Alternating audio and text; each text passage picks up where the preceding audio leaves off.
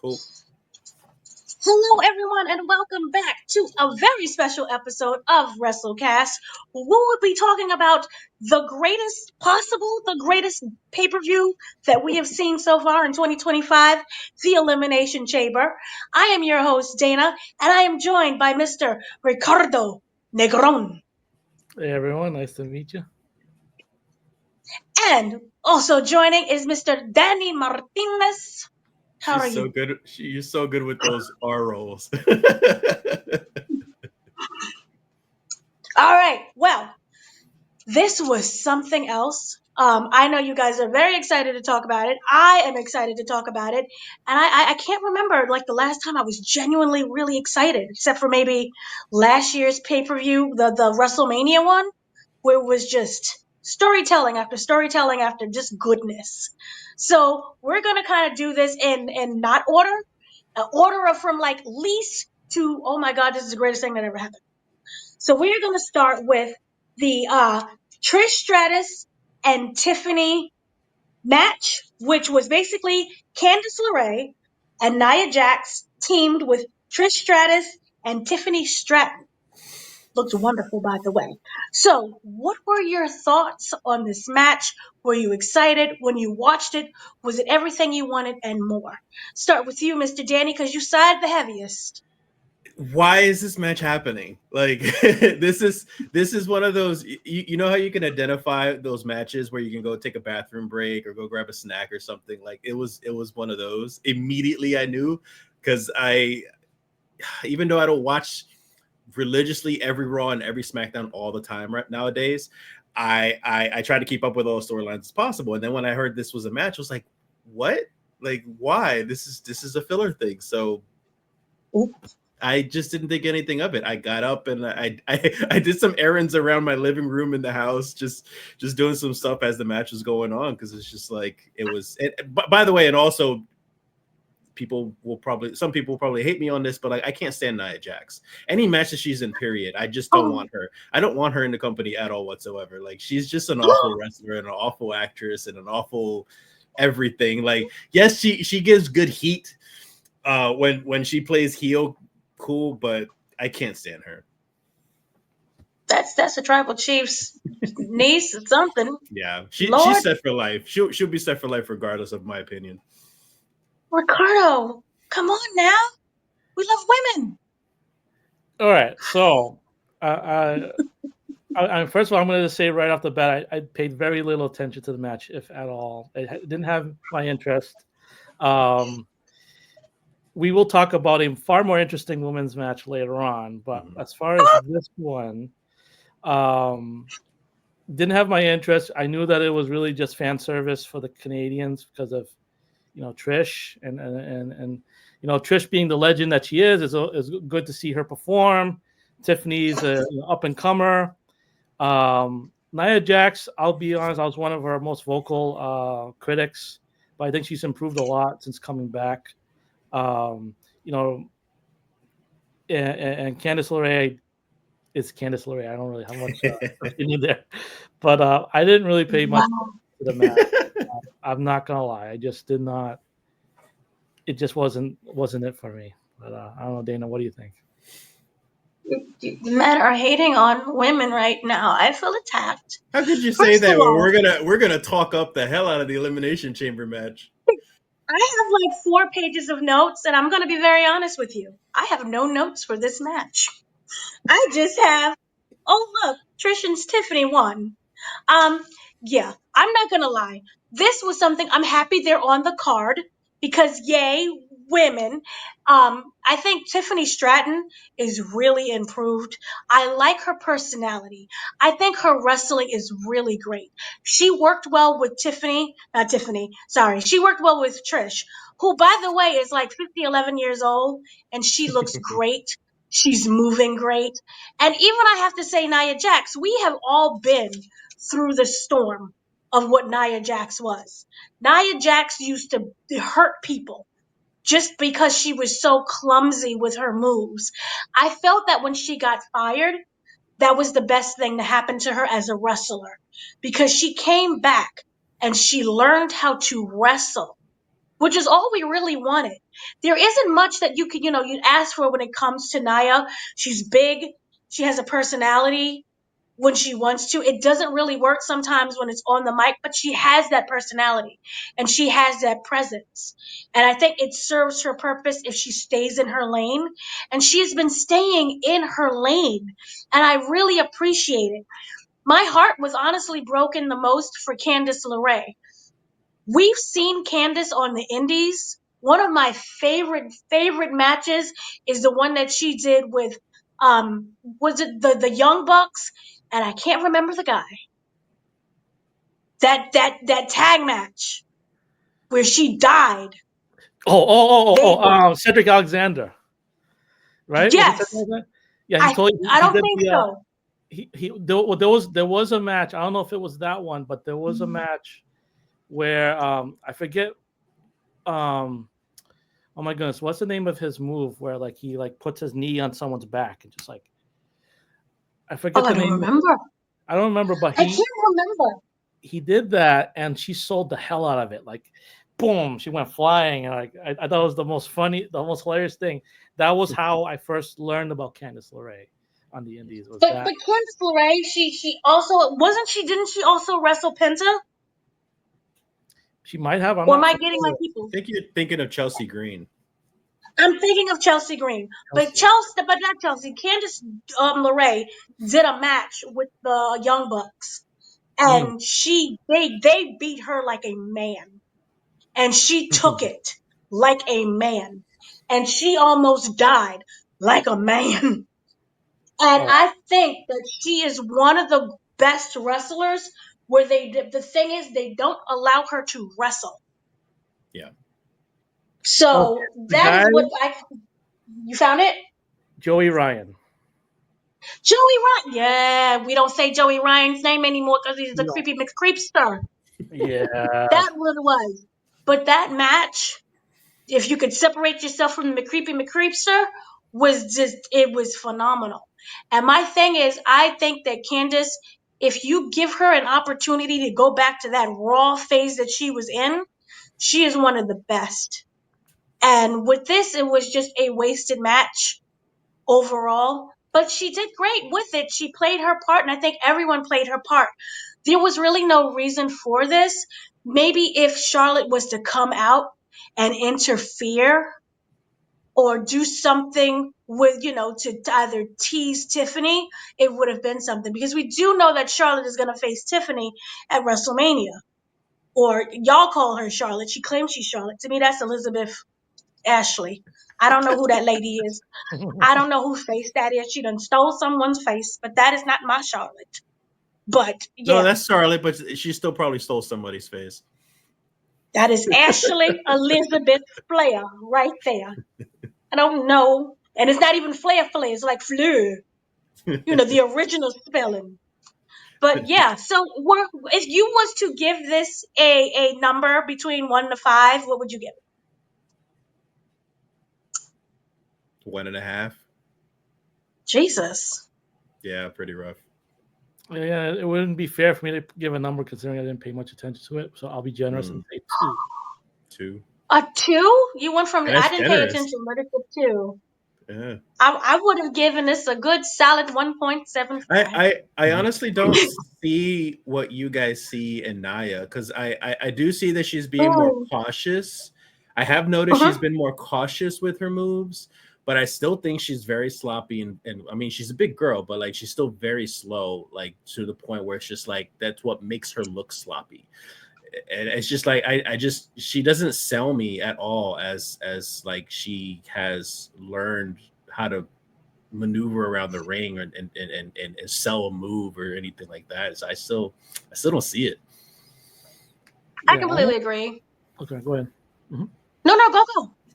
Yeah, I hear you on that, Danny. As far as like, she's not like a technical master. I wouldn't consider her a ring general or anything like that. Mm-hmm. But the same observation that I think that we've all made is that we'll say she's reduced the mistakes that she's made in the ring. Yeah. With her, her dance partner in the ring, we'll say. Mm-hmm. I think that's important. Mhm. But I also think that her character work has been fantastic. That's really what's carrying her. And like I felt like before, like even before, like when she was a heel, she would just double down on being like super obnoxious and bratty and things like that. And I think now she knows kind of how to pace herself in a way that like she'll still be the heel, but not like, you know, overly bratty about it. She knows the psychology of it. She knows how to play into the fans. And like I find her more entertaining than I did before. So, yeah, I don't know. She's I think she's improved. That's fair. I understand. Yeah, her wrestling has gotten better in terms of she doesn't botches like she used to. Yeah. So that's an improvement. But in terms of actual technique and style and grace, no. I do want to Yeah. add, now that you've reminded me of something.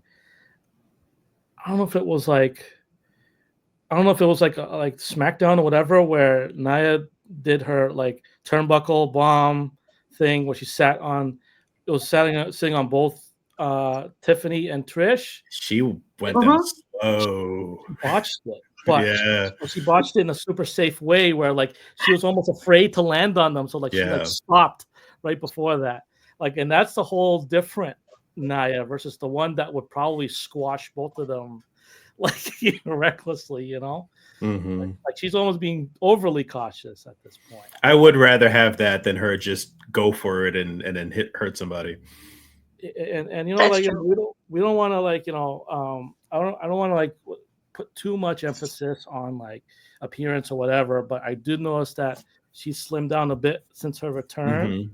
And maybe that's helping with her knees, because that was a big problem with her, like having both her knees injured and, you know, being in better shape and what have you, and being better in the ring. It's allowed her to be safer to work with, I would suppose. So she's just doing a lot better, I would say.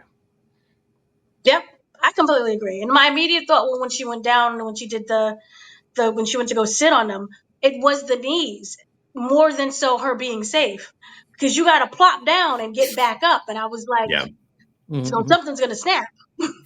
So she's protecting herself and other people, which is a good thing. But I don't feel that she's like, I don't know how to explain it. She's good, but she's not there, and I don't think she will ever get there. You know, it was a time when it's like you saw that improvement, but it's just we're at the stall point now. So I'm happy she exists. Yay! I'll give you that. Yeah, So she then definitely brings kind of value going, to the division, you know. So then going off to the second least has to go to Mr. Kevin Owens. They announced him as Kevin Steen. Did And they of really? course, Sami Zayn. Oh, I missed that. Yeah, they said they mentioned Kevin Steen and That's cool. Generico. I was like, oh, you know that because WWE is like starting to fully embrace wrestling history and not like just them. So we've started. That's a Triple H thing, because Vince would have been like, no, only WWE exists. Yeah, I caught so that. That that's was the Michael Cole did that, like what after like right when the match started, Cole mentioned like, oh, these two, you know, this is probably the biggest match since Kevin Steen and El Generico had this fight, like that. And yeah, that was definitely a taboo thing under Vince, like acknowledging that these wrestlers existed for WWE, you know, to Dana's point there. So but yeah, And I think we also got like not during this pay-per-view, but we once got I think an ROH mention one time. And I know we don't get it. I don't think we got an AEW one. I don't think so. But like we're starting to get other companies that like they exist. I think one time we even got Lucha Underground. I think when Penta came, we got a Lucha Underground mention. Yeah. So we're getting there. This is amazing. So what did you think about Kevin Owens versus Sami Zayn for the 5,000th time since going back to the 2000s of the 996? Ricardo, you want I to meant 1996. Yeah. I am completely dyslexic. go? I'll go first. Yeah, so it was pretty interesting. Pretty much a hardcore match. And I don't know, man. Like, I thought the build up to it was pretty good, and I thought the match itself kind of fell flat compared to like thinking oh, I'm gonna end your career and everything like that. And then you had a spot where I forget if Sami was the one that brought it out or Kevin brought it out, but it was a steel chair that had what was supposed to be barbed wire, but you didn't see any sharp points to it, so it was just a chair. Just wire. And they were trying to sell it as this really devastating thing, and I was like, it took me out of it. I'm like, okay, this is gimmicked to all hell. Like,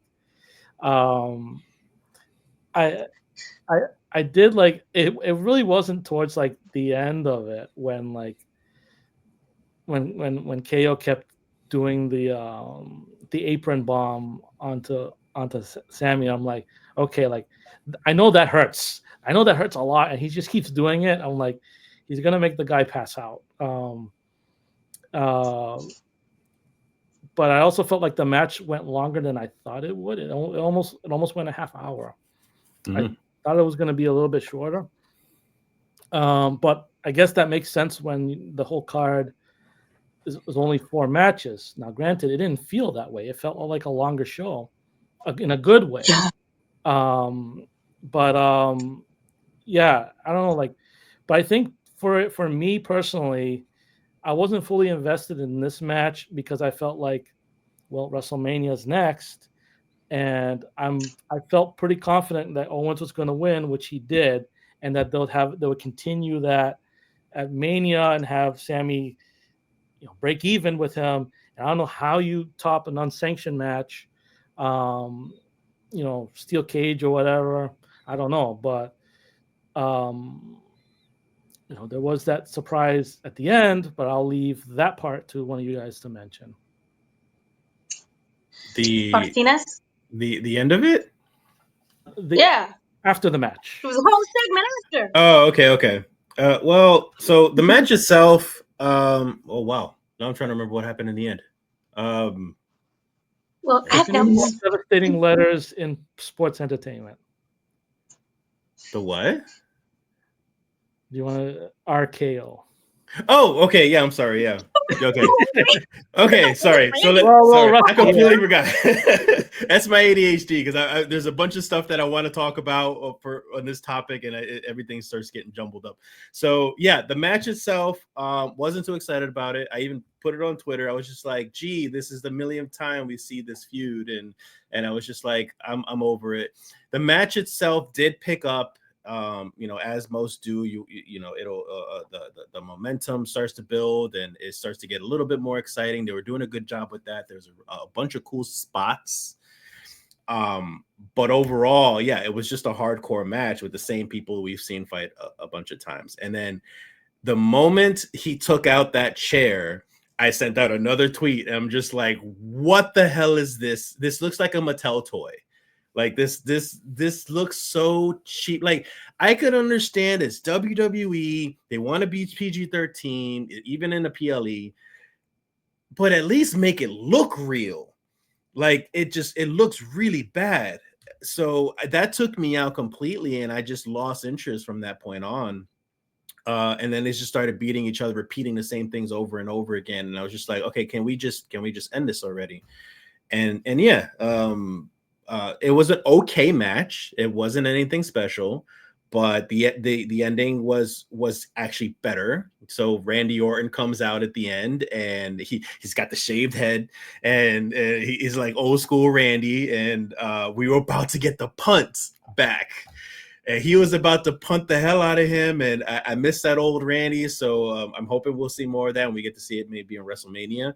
Along with Kevin Owens, so that would probably be a little bit more of an interesting match.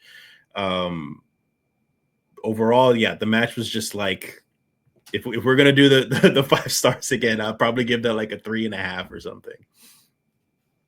Yeah, no, it was. The thing is that it was an okay match, but we've seen it 18,000 times that it dilutes its meaning. I do not care. And I think at one time when they was doing, what was it, either Raw or SmackDown, when they did that segment where he was outside the house and everybody was like, yeah, he just went inside and played some video games after, and they're cool. Like, when it becomes that much, you have to just move to the next storyline and just don't repeat them again. Because remember, I'm trying to remember, but it seemed like a long time ago when, Kevin Owens and Sami Zayn first matched up, they kept bringing back that history. Mm-hmm. So it was just, you already mentioned that history from like 5, maybe 6 years ago. And then you're bringing it back again. And it's just like, what is the point? Remember they did the whole storyline before when they involved the wife or something. And it's just, I don't care. And you can keep throwing fake barbed wire, which was hilarious. I don't know if that was like, I I don't know what was the point of that because it was so just ridiculous. I was wondering if like they thought of AEW by any chance because AEW does hypodermic needles and exploding barbed wire. And it was like, here's our answer to this, but we're gonna keep it PG. Mm-hmm. Look at our metal chair.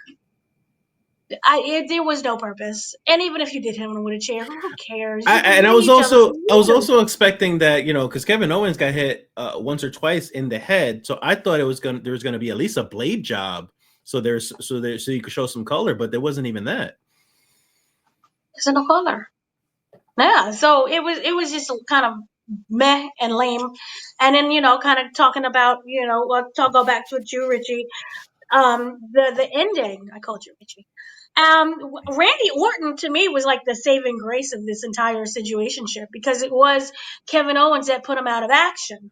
So he came back and he's all looking good and everything, and he gets a chair. He made that chair more kind of a part of the storyline and more dramatic than the metal chair because he got the chair. He had the chair in the ring, and then all of a sudden he took the chair out. I was like, oh, boo. But then that's because he was setting up for the punt.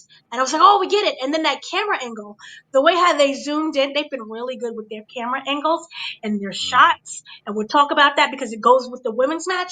But their they hired some really good team. And I am so happy. Was it Kevin Dunn?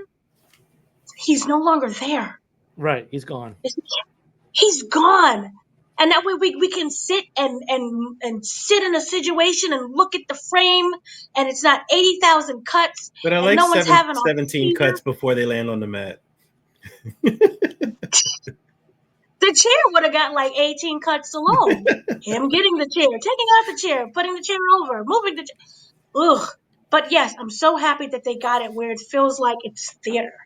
It feels like it's art because they kind of zoomed. He was ready to punch him, and then how they came, the security from the sides, and they had like a long. It felt like a zoom that they did, like a what do you call it, horizontalish kind of zoom. I don't know the thing. Almost like they panned it a bit, where it's like you almost can read Randy Orton's thoughts in that moment, where he's standing there with the chair, and he's looking down, and he's thinking about like what Kevin did to him, and he's like, no, not like this.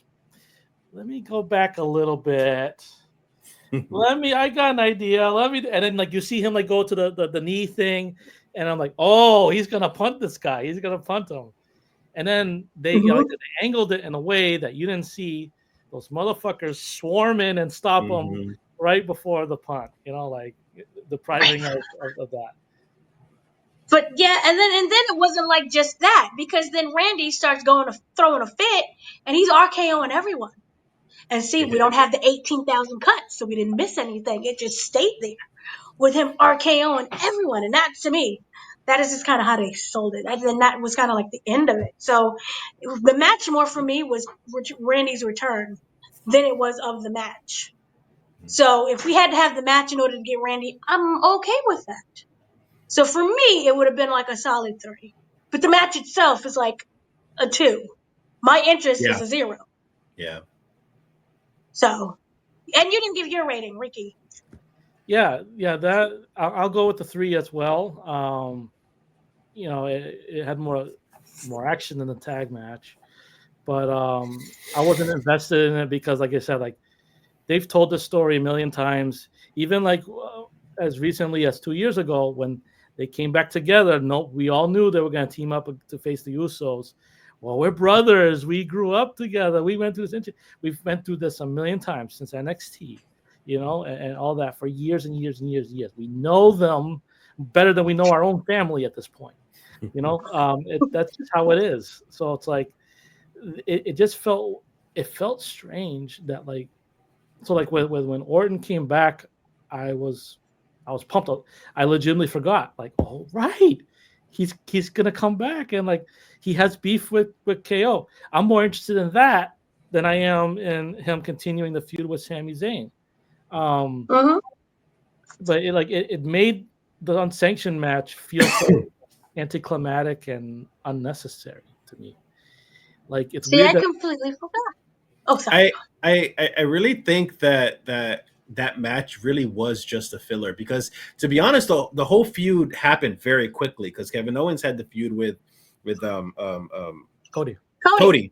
And after that happened, all of a sudden Sami Zayn's in the picture, and it just happened really quickly, and all of a sudden they have an unsanctioned match, and I was just like, there was no build up, there was nothing going on, so I think it really was just a filler, just to set up something for Randy and Kevin afterwards. So we were kind of the guinea pigs for that right now. Yeah, it's Kevin Owens being unhinged and taking his aggression out on all his friends. And now one of his friends has come back to get his pound of flesh on him. Yeah. So, yeah. I forgot Sami was Usi at one time. I miss Usi. What are we doing? But your rating? Yeah. He said a 3. 3. He said a 3. Okay. So then we're going with the second best match of the night, which was the opener of the match. This was the greatest moment for me, just in general, that I didn't know that I wanted. So this match was between, and where is my notes? Okay, so we had this match was between Alexa Bliss, Bayley, Roxanne Perez, Bianca Belair, Naomi, Liv Morgan. Okay, so at first we have, it comes out, it's really great, it's amazing. Alexa Bliss comes out first. I think that's the right order. I'm not sure. Don't quote me. Then came Bayley. Then came Roxanne. Then came Bianca. Then came Liv. And then last was Naomi. I could be wrong. So we have the whole, Naomi comes out and Bayley is just beyond excited. Naomi is beyond, not who else? Everyone is just beyond excited for Naomi. Bayley's dancing. Bianca's like, yay! And I thought, this is gonna be a good, easy match. This is gonna be simple. And then all of a sudden, they come in and it's gonna be Liv Morgan, and it's going to be oh my gosh, it's the Naomi, not Trinity, Naomi, and it's gonna be great. All of a sudden, Jade Cargill walks out. And she is walking out. This woman has such a purpose. She has a mission, and she looks amazing. Jesus Christ. Look at that body. Look at her. Wow. Look at the height. Everything is it's a work of art. It's a masterpiece. And you see how she looks, right? She doesn't say anything. Right? She's just walking down there, and she looks directly at Liv. And what does she says? I know it was you. Liv Morgan is freaking out. She's saying it wasn't me. It wasn't me. Right? But here's what kind of happens that's interesting. Now we know that Jade Cargill was taken out by someone. It is assumed that is Liv Morgan and who was the other one? Help me, Jesus. Oh, it's Raquel. So it's supposed to assume we know. Oh, it's them. She says it's you. Liv is freaking out. She's saying it's not me. It's someone else. She starts shrieking. Here's the thing. Bianca and Naomi look at each other. And if your girl has been out for so long, yes, your friend, your mate, and you see him again, aren't you going to be excited? Aren't you going to smile? Aren't you going to have your feet kicking in the air? Yay, we're back again. The three amigos, they look at each other like, oh, right? So they look at each other, and then all of a sudden, why is Bianca, who's in her pod, starts taking off her jacket? Like she's preparing for something. Right? That's a weird way to act, isn't it? She takes off her jacket. And then as Jade walks into the ring, she's directly beeline to Liv. All of a sudden, Bianca looks back again at Naomi. They smile. It's not like one person smiles, like, oh, she's back, we good. They both smile at each other like, we good, right? She starts smiling. And then all of a sudden, Naomi goes and she looks at that Jade. And like the, get her, that kind of thing. Like, yeah, that kind of thing. So she's doing a little nod. And then all of a sudden, she says it was you. Jade says it was you. Goes directly at Liv. All of a sudden, she beelines it towards Naomi and destroys Naomi. She attacks her. She's beating her down to a pulp. She's slamming her into the pod. Bianca has lost her mind. This is when the Emmys start coming in. This is a full-blown Emmy nomination performance. She's screaming. Why? Not like, why would you do this? Like, Naomi, why would you do this? But like, why is she attacking her?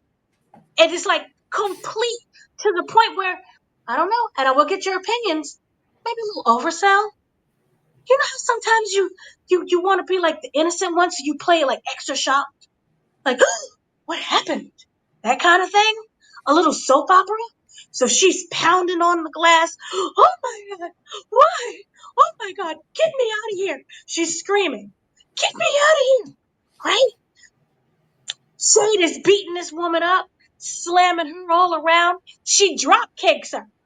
Drop kicks her almost through the pod. She drop kicks my girl in the throat.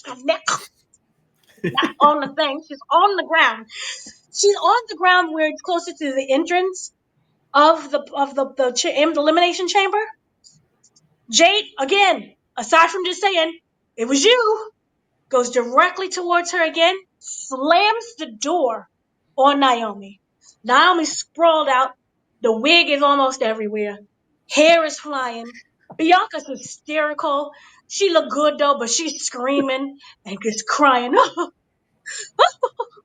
Right? All of a sudden she's crying and screaming. The EMS runs in. They have to like peel her off the ground. Bianca still and Jade is like pounding her. Then she walks back out with that fine, delicious physique. Look at the just deliciousness for no reason. Why does she look this way? Looking She's like just a Hershey gorgeous. kiss. She looked like all the Hershey's and the kisses. She looked like she is Hershey. Why? Oh, God, gorgeous. Again, God, just I hate it. Like I look like a potato. Point is, so that happens, right? What does Liv do? Liv starts laughing at Bianca. What did she say? I told you it wasn't me. I told you it wasn't me. And Bianca's like, I don't care. She kept saying, shut up, shut up, shut up. Screaming, hysterical. Let me out of here. Let me out of here. The pot opens because Naomi's dead. We get the announcer. Naomi has died. She is no longer in this match. Rest in peace. The funeral will be on Monday. Right? The pot opens. Bianca goes directly towards the opening where Naomi's still sprawled out, half dead. EMS is trying to get to her. They doing CPR and everything. And she's just looking. She doesn't run out to help her. She doesn't walk out with her. She doesn't say, screw it. I'm not doing this Elimination Chamber. That's my booby do. We have to talk. We have to figure something out. Let me even go and stop Jade. Because clearly there's a misunderstanding. She goes back inside and they start to wrestle. What are your thoughts with that segment,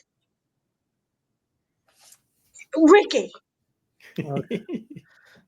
Okay, so I'm very, very happy that you noticed that body language as well.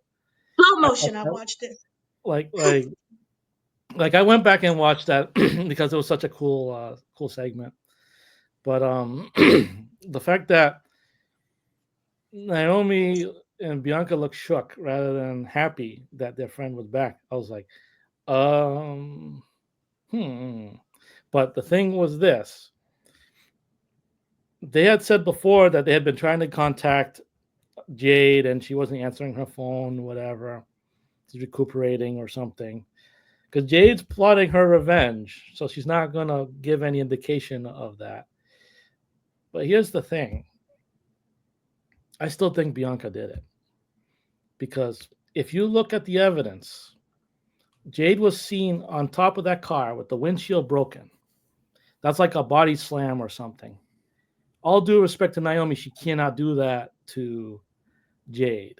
But you know who can do that is someone strong like Bianca. Now um why did Jade go after Naomi and didn't bark at Bianca? Because because Jade doesn't think Bianca had anything to do with it. She thinks it was all Naomi. I don't know how, but I have this feeling that Bianca framed Naomi and to get Jade to it. I have a feeling. I'm telling you, there's something's not right about this because you have to remember the jacket. Why was she taking off the jacket like she was ready to fight the moment that Jade come down? Wouldn't you feel assured and safe? But she's like, oh, let me get ready because if she knows the truth, she's about to come after me. I better be ready. And then that was it. And then it was time for the Oscar, the Oscar performance. You know, what it is with me though is the long term booking. If you remember going back to last year when Bayley won the Royal Rumble and was going to face Io Sky for the belt at WrestleMania, Bianca was like, "To hell with you, Bayley. I remember what you did as part of what were they, Damage Control? Damage control. Yeah, I remember all the hell that you caused me, and now all of a sudden you're good. I don't buy it." And he's telling Naomi, "Don't believe her." Like they were teasing the Bianca heel turn last year, and so now you have Jade into the picture. There's a few things. Here's my thing: Bianca's definitely in on it. It's possible that Naomi's on it too, and that they're both heels. And they could just say, "Oh, here comes Jade. You're coming into our company, and you're trying to steal our shine, coming to join us and ride our coattails. We didn't need you." That kind of thing. It could have been something like that. Maybe they were both in on it. That's probably more plausible. But for me, the thing with Naomi is just like, if you were guilty of it and you see that Jade's entering that cage, wouldn't you be running like heck knowing what Jade could do to you? She didn't run. She thought she was good. So I feel like, and even like when you see Naomi being stretchered out, I mean, I might be looking too deep into this. It just seemed like her body language looked like someone that was confused. Like she didn't fight back or anything. So I almost feel like Naomi was blindsided by this. And that would make it even more treacherous of Bianca if she sold her friend out to take that beating. Like this could build up to something really, really, really fascinating depending on how they do it. But I think it's, I mean, the most plausible thing is Naomi did it and she's a heel now and Bianca's a face and what have you. But I feel like there's still more to this than we know. That's just my theory on that. So I just spent like 5 or 10 minutes talking about that part. Do you want me to talk about the match or just that part? Just that part, because then we'll get to the match, because that is a whole separate entity, kinda. It connects. But I wanted to get Danny. What is your theories? Were we alone? Were we together? Is Jade completely wrong? Was it actually Raquel? No, Because no, Jade left out crying. She crying. yeah. No, I kind of agree with Ricardo. I think it can go either way. I think they're either both in on it, or Bianca did frame Naomi, because that's, and I guess I can make this a lot quicker for myself because I didn't get to see the actual full thing. I had to look at a clip because I kind of joined the event late. But it seemed like Naomi was like surprised. She was like expecting, oh yeah, my friend's here, and then all of a sudden, Jade turns around and starts wailing on Naomi, and I don't think she expected it. But it could have been either like a true like unexpected feeling, or maybe she didn't know that Jade knew who were the real culprits or culprit. So I think it go either way, but I still just like the idea in general of a heel Bianca. And I think whoever Bianca, whatever happens with Bianca during WrestleMania, I think Jade Cargill in the end is gonna like screw her over. So I think like I think honestly, my prediction is pretty much in WrestleMania is that what's her name still retains the title, because Jade is going to screw Bianca over, and there's going to be a feud with that. Okay, so we have Bianca. Go on.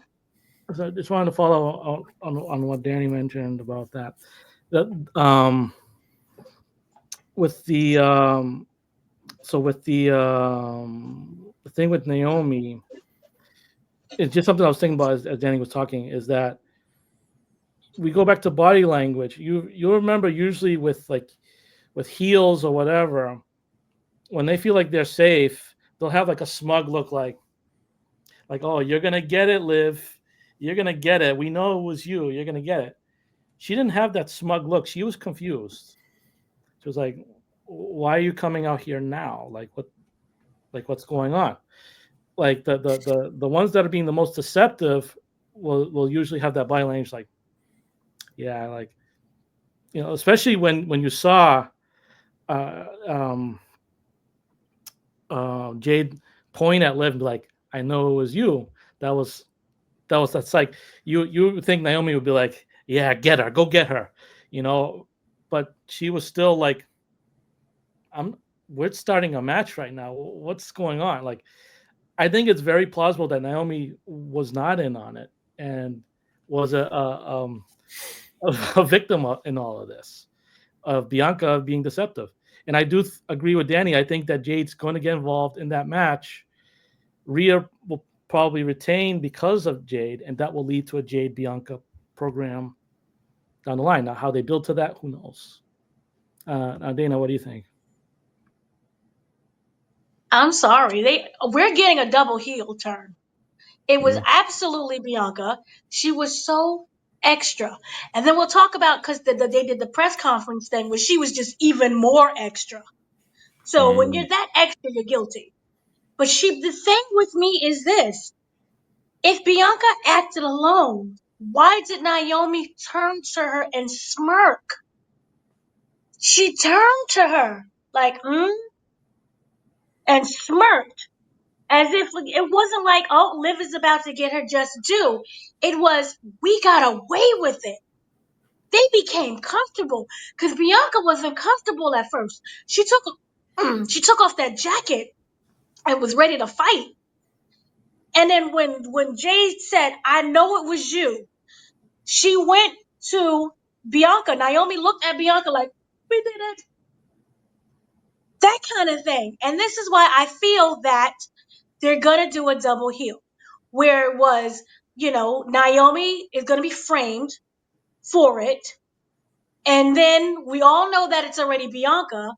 And then when they have their match, I feel that Naomi is going to interfere and be like, it was also me. Sorry, it was also me. Sorry. It was also me. And then that's how they end up getting her again. My soul is like they're both in on it. It's the smirking, it's the nod, like, hey, we did it. and we won. Well, let me play It devil's just it okay. to Naomi's reaction of when Jade said, "I know it was you to live." If we assume that Naomi's innocent, she's still under this impression that Liv was responsible, that Liv and Raquel were responsible.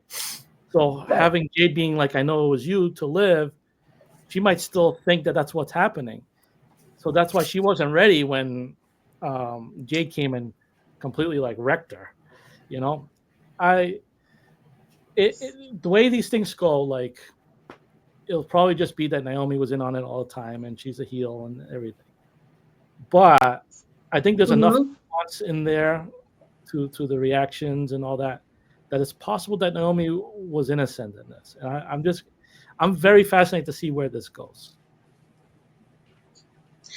I'm fascinated too, but it just felt like this thing where like they just both. It was that black nod when you see another black person on the street and you just like, hey, you know how to, hey. It just felt like that. It was felt like this connection between these two women that just there are no words for. And I really, really felt that they were in on it. They both did it, and the whole reason, from my understanding, remember, was to make sure that Naomi got there. Right? No, to make sure that it was either to make sure Naomi got into the Elimination Chamber, or it was either Naomi or Bianca, one of the two. That to me was like the whole premise. There's a reason as to why they did it. Well, so but I just felt like in order to do it, you had to work together. you're talking about like why Jade was taken out? Yeah. Well, Jade was taken out, and then Naomi was able to come in and be the tag. But this happened in November. That's way before the change. It just felt like it didn't feel right. It just didn't. It just felt like they both. And I think it's more than like, oh, we're jealous of you. It felt like there was something more. It felt like there was a reason they both got into that elimination chamber by crossing Jade. They knocked her both out. And because, hey, if you look at it this way, Naomi in WWE, ever since she returned from TNA, has been an afterthought. Right? Mm-hmm. Bianca, in this case, has always had more power than Naomi. We're going to devise this plan together so that we get in together. Because Jade is always the spotlight and the shiner. Bianca is always also the powerhouse. Naomi is nobody in terms of the story. And, the company, how they treat her. And she'll help everybody else, but she's always there, as treated as a nobody. Yeah. So it just has to make sense. Naomi needs also a reason as to why this would happen. And I think them working together, being a team, is the only way for this to happen. Because they got in together. So what was going to be the plan if Jade never came in? They was going to just face each other and hug it out like Punk and Cena? I don't know. But overall, for me, the story worked out. So I say both, and both of you guys say it was just Bianca. Well, I think the fascinating thing about this is the story that they are telling us at face value is that Naomi did it and that Bianca's innocent. And I think that there's more to it than meets the eye. I think that there's another twist waiting. That's just how I feel about it. Mm-hmm. Mm-hmm. I'm taking the easy route. It can go either way, and I'll be happy either way. Honestly, if they're both end up being like a double heel thing, or it was just Bianca kind of like being conniving and stuff, I love it either way. I love it either way. I still say that it was both of them. I love the fact that Jade was crying at the end because it hurt her.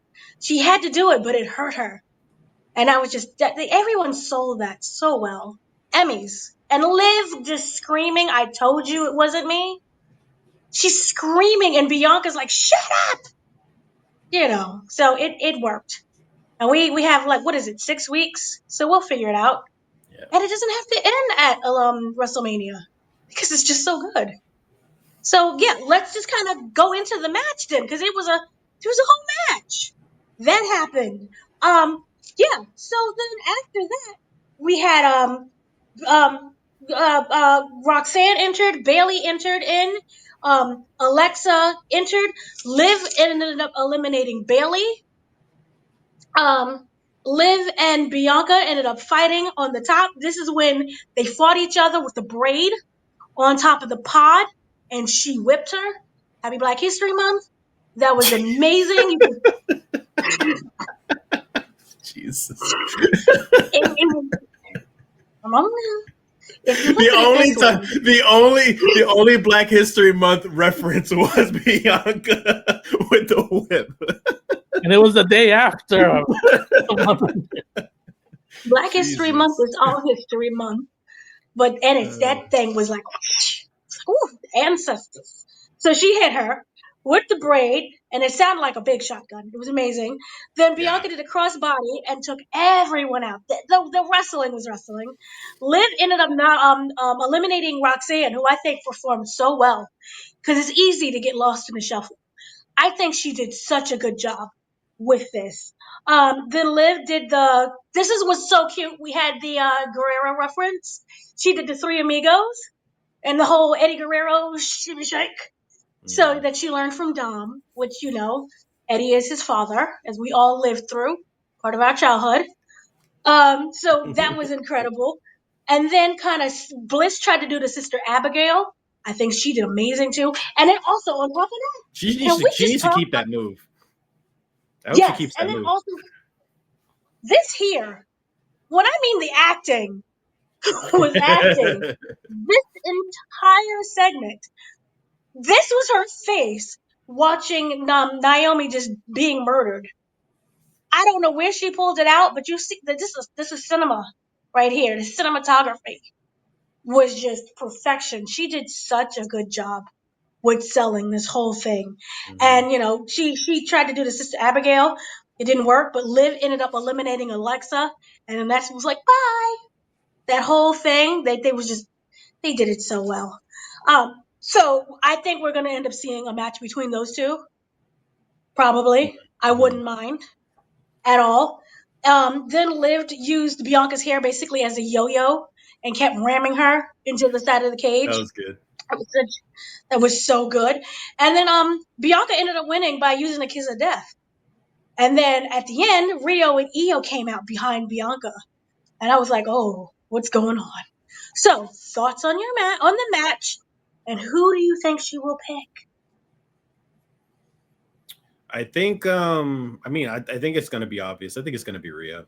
Um the match itself was really good. There was a lot of good spots with that too. That yo-yo thing was actually pretty funny. That whip, like what, like the microphones are like exquisite to like for you to hear that whip like that, or maybe she has something like weaved into it to like make a sound, but that was loud. That was really loud. And you normally don't hear it that loud when she does it other times. So that was like very specifically like very loud. So that was a shock, but it was really good. I don't see a lot going on with Alexa Bliss, honestly, just because I think they're going to be focusing on her in the Wyatt Six, and they've already been doing like little Easter egg hints type of thing with something with them. So I don't know what's going to happen with that. I really want to see Roxanne do more with Roxanne. I think she's been doing great. So I was kind of disappointed that she didn't win, or at least like make it to like the last two, to really showcase her thing, because she made it to her. She was on the last four in the Royal Rumble. So that was a good sign for her as well. Who else? I think that's pretty much it. Yeah, Bianca Belair. I fucking love her. She's great. So I'm glad she's making it back to WrestleMania again. I don't see her winning it, but that's story wise. I think she shouldn't win it because Jade Cargill is going to get involved. But I do think like if she was still going to be a face, I think she should deserve it. I think she should win the title, but I don't think that's going to be the case for this WrestleMania. Rick hair? Oh yeah, I wanted to give Liv her flowers because she was excellent. She was arguably the MVP of the match. I thought that she did a very good job as far as the character work. From bragging to Bianca about being right. I told you it wasn't me and everything like that.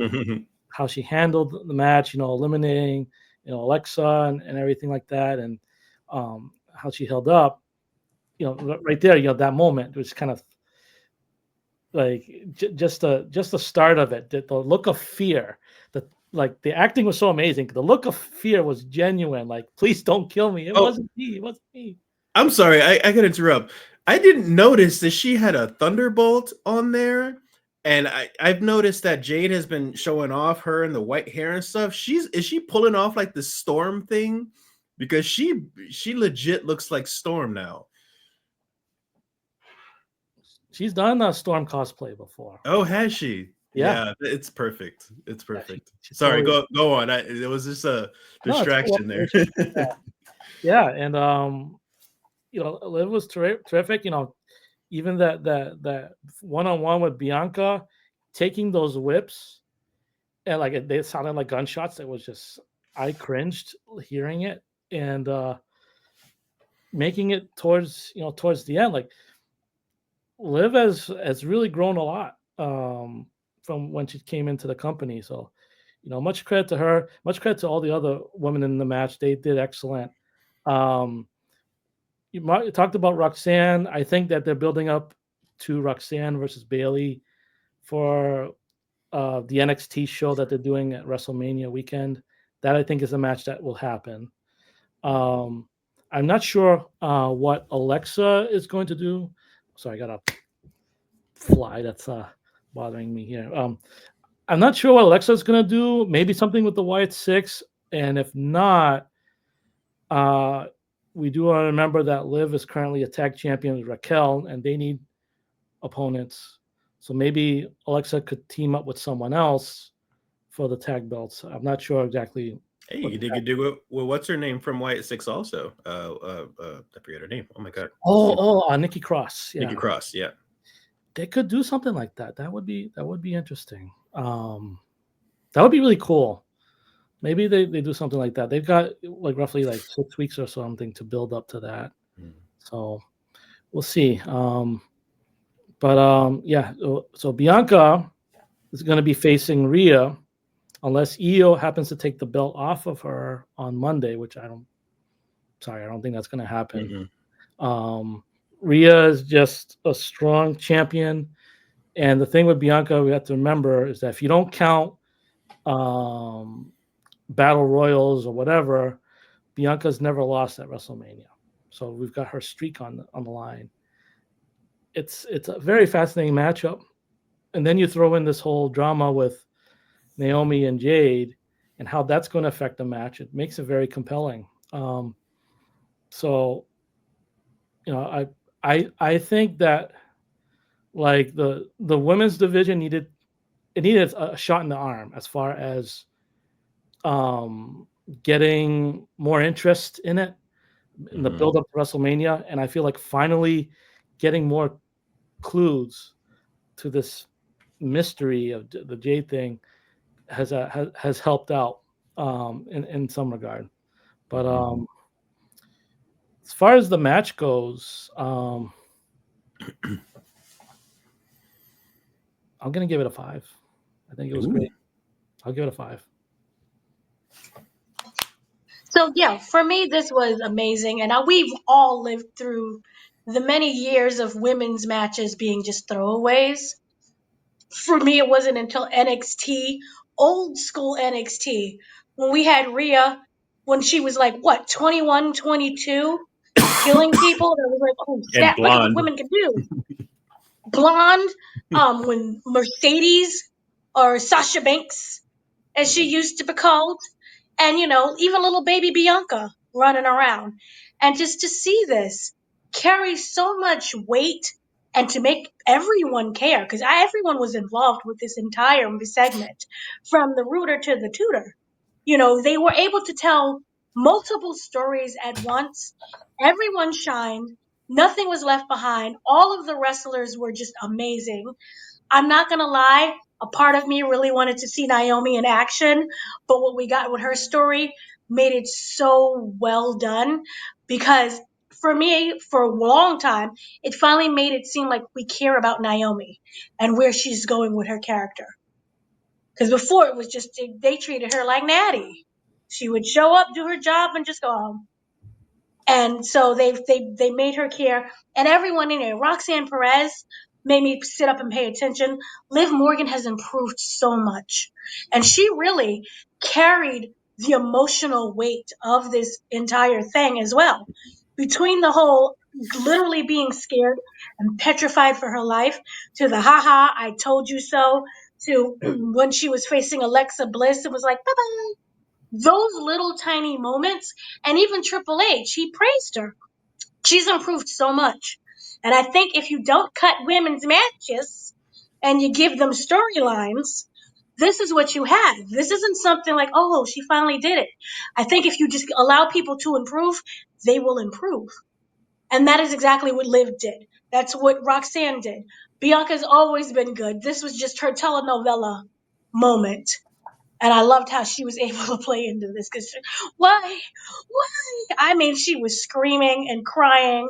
There were no tears, but she was like, give me my Emmy. And remember, they've been trying to get an Emmy. WWE has been trying to get an Emmy for since Total Divas came out. They've been trying to get a scripted television Emmy. And these are these tiny little moments. I don't think they'll get one, but they're working with it. They're getting there. So I love this, and I think that I did not expect Bianca to win. To tell you the truth, I thought it was going to be Liv. I just didn't think she was going to win at all. But storyline-wise, it makes sense, and it's good to see her again. Because remember, for me, that career-defining match was between her and Sasha. I forgot how many WrestleManias ago it was. But that's always been like a historic moment. And for her to get, another match, but I don't think this time it's really about the match. It's more about what's going to happen within that match because of the storyline. And again, I'm still going with the double cross. So we don't know.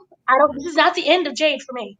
But the match itself was just lovely. And I think that the Elimination Chamber is like mic'd up because that whip was just whipping. And if you watched it on Netflix instead, got to get the VPNs and things. It was so much crisper on Peacock. I mean, on Netflix and Peacock. Because delicious. But yeah, that whole thing was just amazing. And for me, that was a 5 out of 5. Every single moment was a 5, a 10, a 20, and everything. And if we didn't get what we got at the end of the men's Elimination Chamber, it would have been the match of the whole night for me. So so you got we got 2 5-star ratings. Y'all gonna hate me because I'm giving it a 4.5. Well, it's because you hate women, so it's okay. Yeah, it's because it's a women's match. They need to be knocked down a peg. No,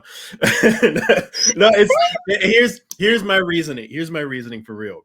One, and all of this still makes sense. Everything's already said and done. I don't hate it for it already happening. I'm looking forward to what's happening in the future. But my opinion is that I think what happened with Jade and Naomi could have happened outside of the Elimination Chamber thing.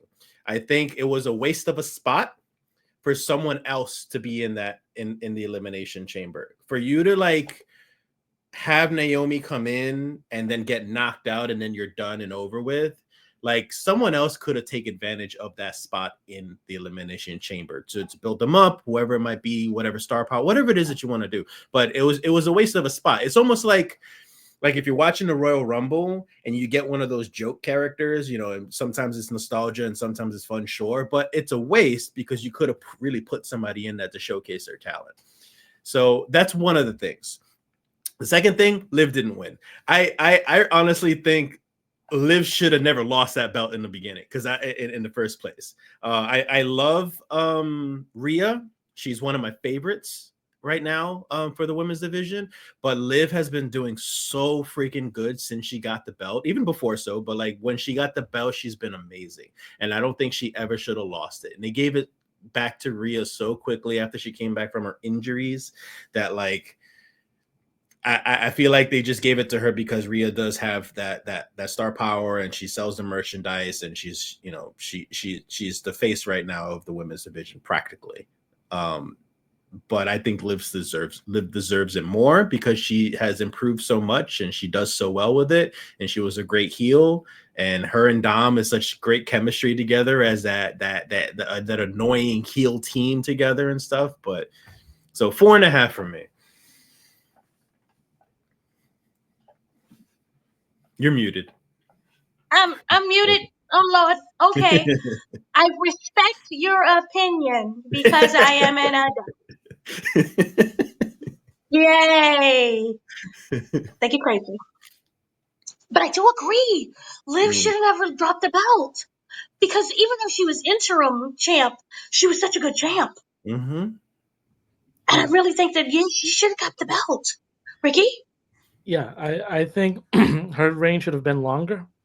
Because like she was really coming on as like the top heel, and you have the entire Judgment Day behind you. Not only that, like she helped like kind of manufacture this version 2 of the Judgment Day to her liking. Like you got Damian and Rhea out, and then comes her and Carlito and everything like that. Like, and she's manipulated them all to help her out. Mm-hmm. That's a perfect heel there. Like that's someone that you want to eventually root against to lose the belt, but you build that up to Mania, and so like I think like they had to end that program with Liv and Rhea at some point because it was starting to really drag on. Mm-hmm. But I think that the payoff could have waited until the next WrestleMania, where it's really like, okay, like you've given Liv a very long reign and people are ready for her to drop it. But like, let her, like she's worked so hard to get to that point, let her enjoy it just a bit longer and then have Mania be where to drop it. And that's it, but like now you have Rhea and Bianca, which is a fascinating matchup, but like, it doesn't feel personal between the two. So it doesn't have that oomph to it that Rhea versus Liv would have. It's like, I don't know. They could have done it differently, but I'm okay with Rhea being champion. I love her. She's awesome, and I think she's the best in the whole company right now, or at least the most popular. But when you have I feel like they struck lightning with Liv, and they just kind of gave that up prematurely. That's all I think.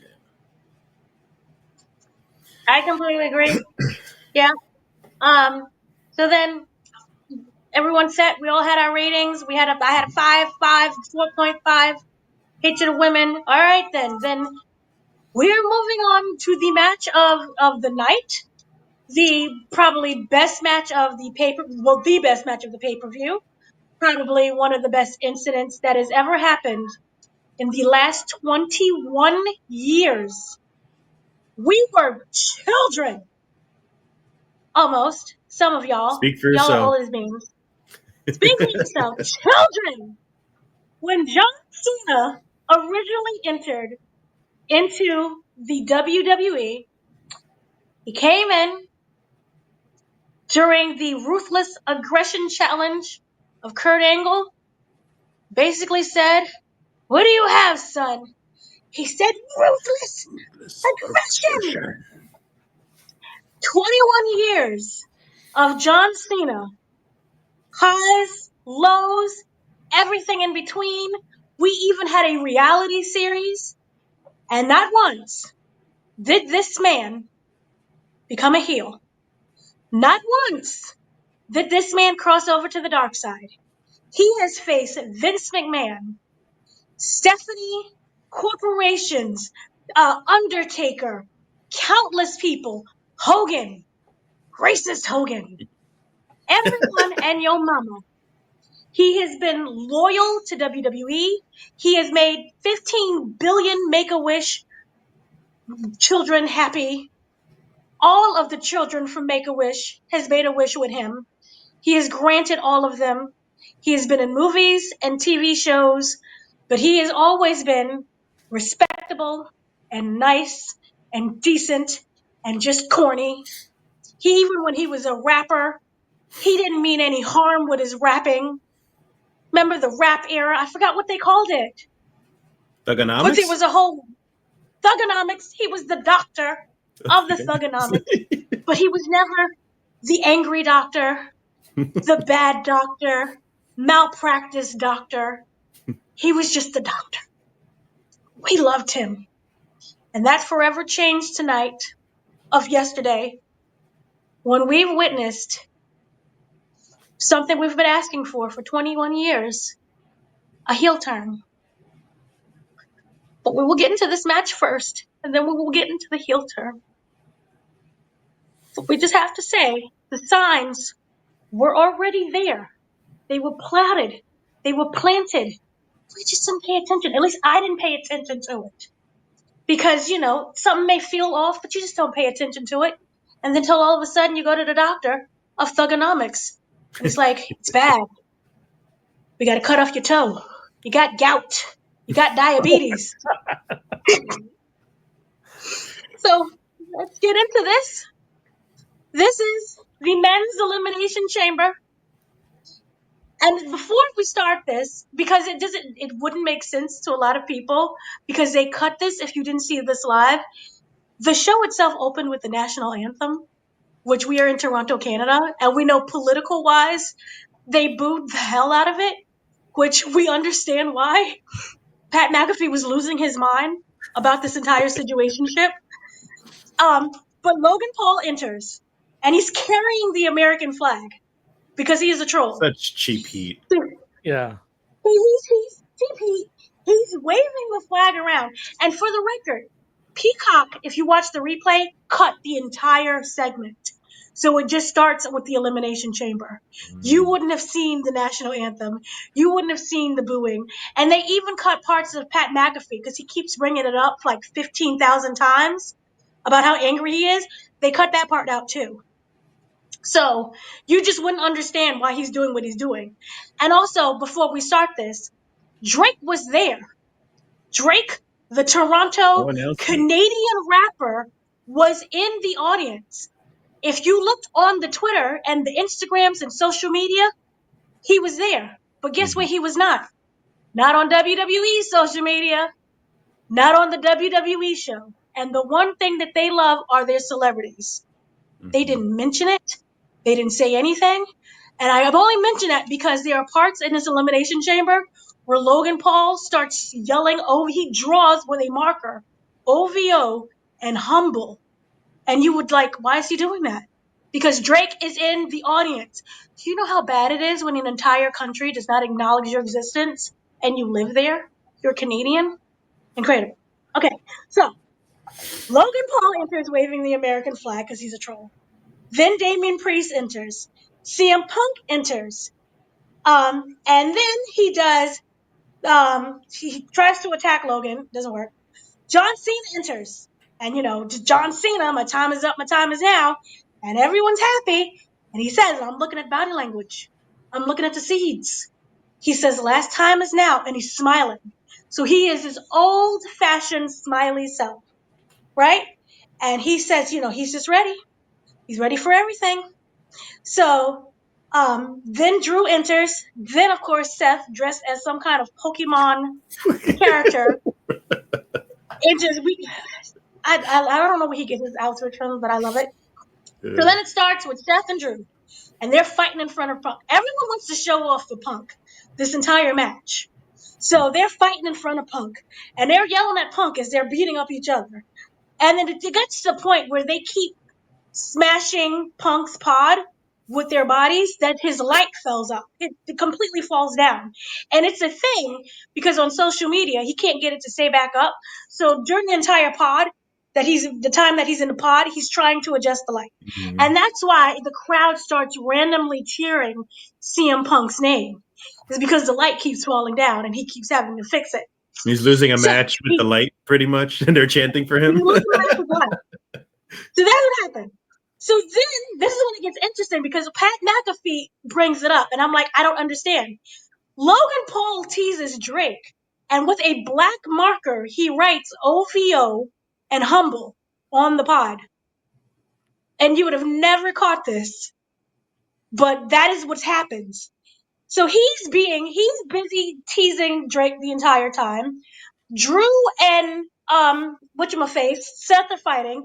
CM Punk is fighting with his light. This was all over the place. Then on top of that, then Damian Priest comes out, right? And then Logan Paul comes out. Then comes Cena. And everybody's just cleaning house. They clean the house.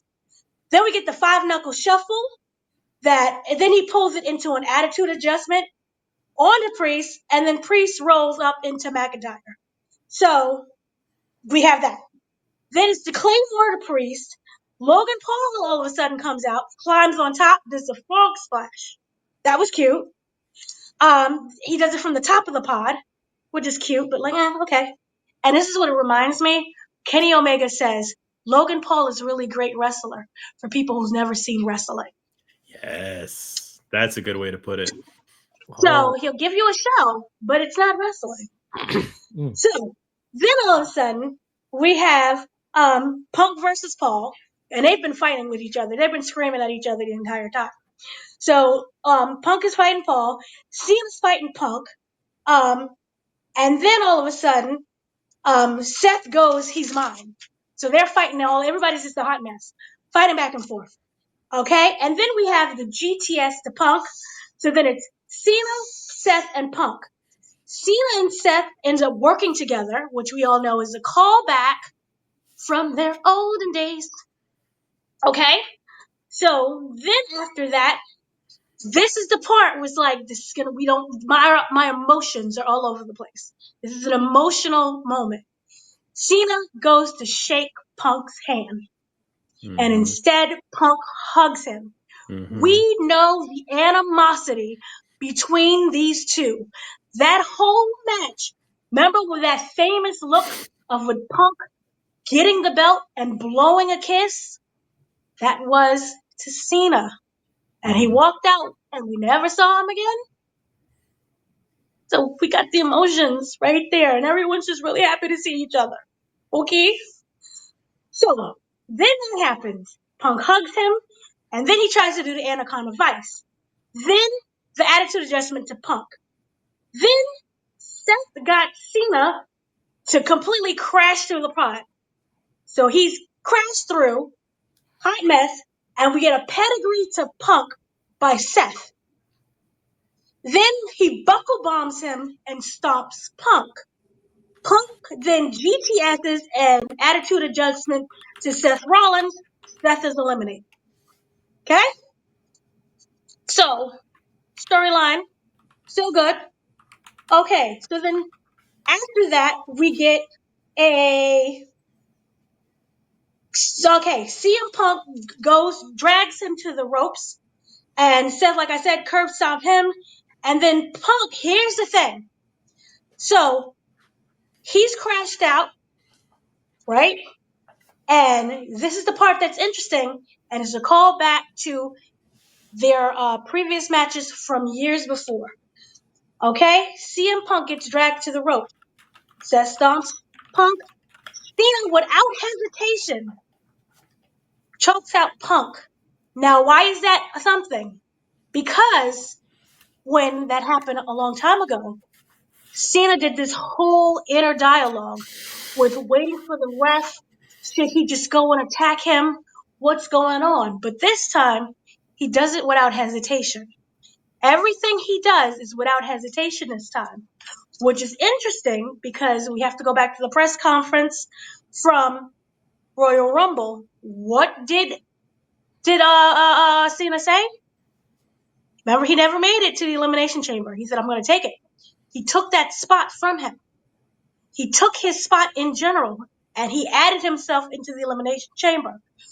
Like, that's weird, because we all know Cena says, please, may I earn my way. I respect the laws. I respect everyone. Right? This time he bamboozled. he just pushes his way through. There's no hesitation when it came to anything, right? This time. So it's like, is it desperation? What's going on? Remember, this is his last moment. This is his last year. This is his farewell tour. So maybe it's just, oh, it's desperation, right? And this is when we get the whole, I'm sorry. And he's choking out Punk. Remember, Seth has already been eliminated. Seth is screaming, die. Just die. So he's like, die, die. And remember, he always wants somebody to die. When he hates you, he screams, just die. Remember when he did the edge thing? And it was, why won't you die? And kicked him in the face? Yeah. So we got that whole thing. And he said, I'm sorry. I'm sorry. And he choked out Punk. Punk never tapped. He never said, I quit. He never did anything. He fought to the end. He fought until he passed out. He died in the ring. Because why? That's how willing he was to go to WrestleMania. Well, he said, I will die for this spot. And Seth was like, die, bitch, die. So that whole situation there. And then we know that he won. Everyone's happy. I'm a little like, oh, Cody comes out. And of course we're like, well, they're this is going to be real simple. You know, he's going to, see you at WrestleMania. We're going to get a face versus a face. What were your thoughts on just that part right there? Because that other part, 21 years as Thoughts an on the adult. match so far? Thoughts on the match. Because technically, that is the end of the match. Yeah. He won. He fought his way through. He said, I'm sorry. So it wasn't like, anything wrong happened. He didn't do anything wrong in that entire match. He said, he shook the man's hand. He went to shake him. He hugged him. That's my broski. I love you. Punk went and turned his back on every single person in that company. And what did he say to him? He said, I love you. And he said, I'm sorry, but I'm taking my spot. What are your thoughts? I'll go first. So to the beginning first, McIntyre, I am tired of his crybaby thing that he's been doing for a while now. I'm over it. I'm ready for something new with that. So like him losing and stuff, I was over it. I was like, okay, cool, you lost. You're crying again? Are you serious? Just get out of there. Just go. So I'm tired of it. Yeah, they need to move on with that. And then Logan, I'm already tired of him, and he's barely been on a wrestler. He's there for nothing but star power because he has heat, and I think it's a bullshit heat. I don't think it's a legitimate heat. I think it's truly like the real type of heat that you don't want. And I don't think they see that. So I'm over him. I'd rather see Bad Bunny right now than Logan Paul. Like Bad Bunny was actually a better wrestler than when he showed up on the Puerto Rico PLE than Logan Paul has the entire time he's been there. So I don't think the match itself got really good and emotional until John Cena and Punk hugged. And we had that moment, and then they're fighting against each other, and then Seth Rollins was in on it, and that was a good three-way good stuff going on with them emotionally, psychologically in the ring with all three of them. And then that moment where he's just like die, and Cena does not hesitate. He takes advantage of it.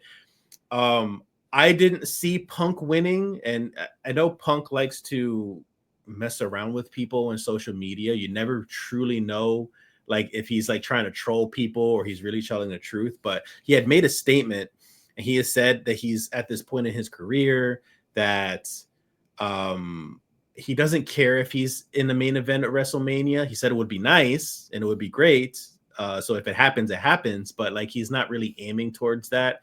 Like if someone else ends up taking it, then he'll just deal with it and roll with it and stuff like that. So I kind of felt that, and I was just like, I think he kind of really means it. So I didn't see Punk winning because this is Cena's last year, and Cena should take advantage of it. So it was no surprise, but the way it was done very well, with like Punk looking at Seth's face while he's getting STFU'd, and just I could just picture like through the eyes of Punk just watching Rollins go die, and then his lights just fade away, and that's the last thing he saw before he lost the match. So I can still see Punk having a feud with Rollins at WrestleMania again, because I still think that the heat with them two is still pretty good for them to have another match together. And then so he's still got something for WrestleMania. And then Cena wins, and I know we'll go on with that. So like with the match overall, my rating again, another 4.5. Mostly because the first half of the match was like just okay. It didn't pick up until we had the Punk Cena Rollins stuff going on.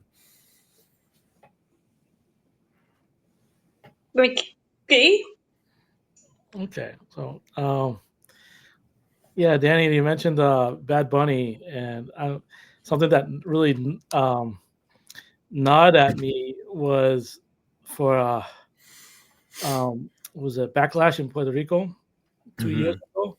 Bad Bunny against Damian Priest should have main evented that show. Hell yeah.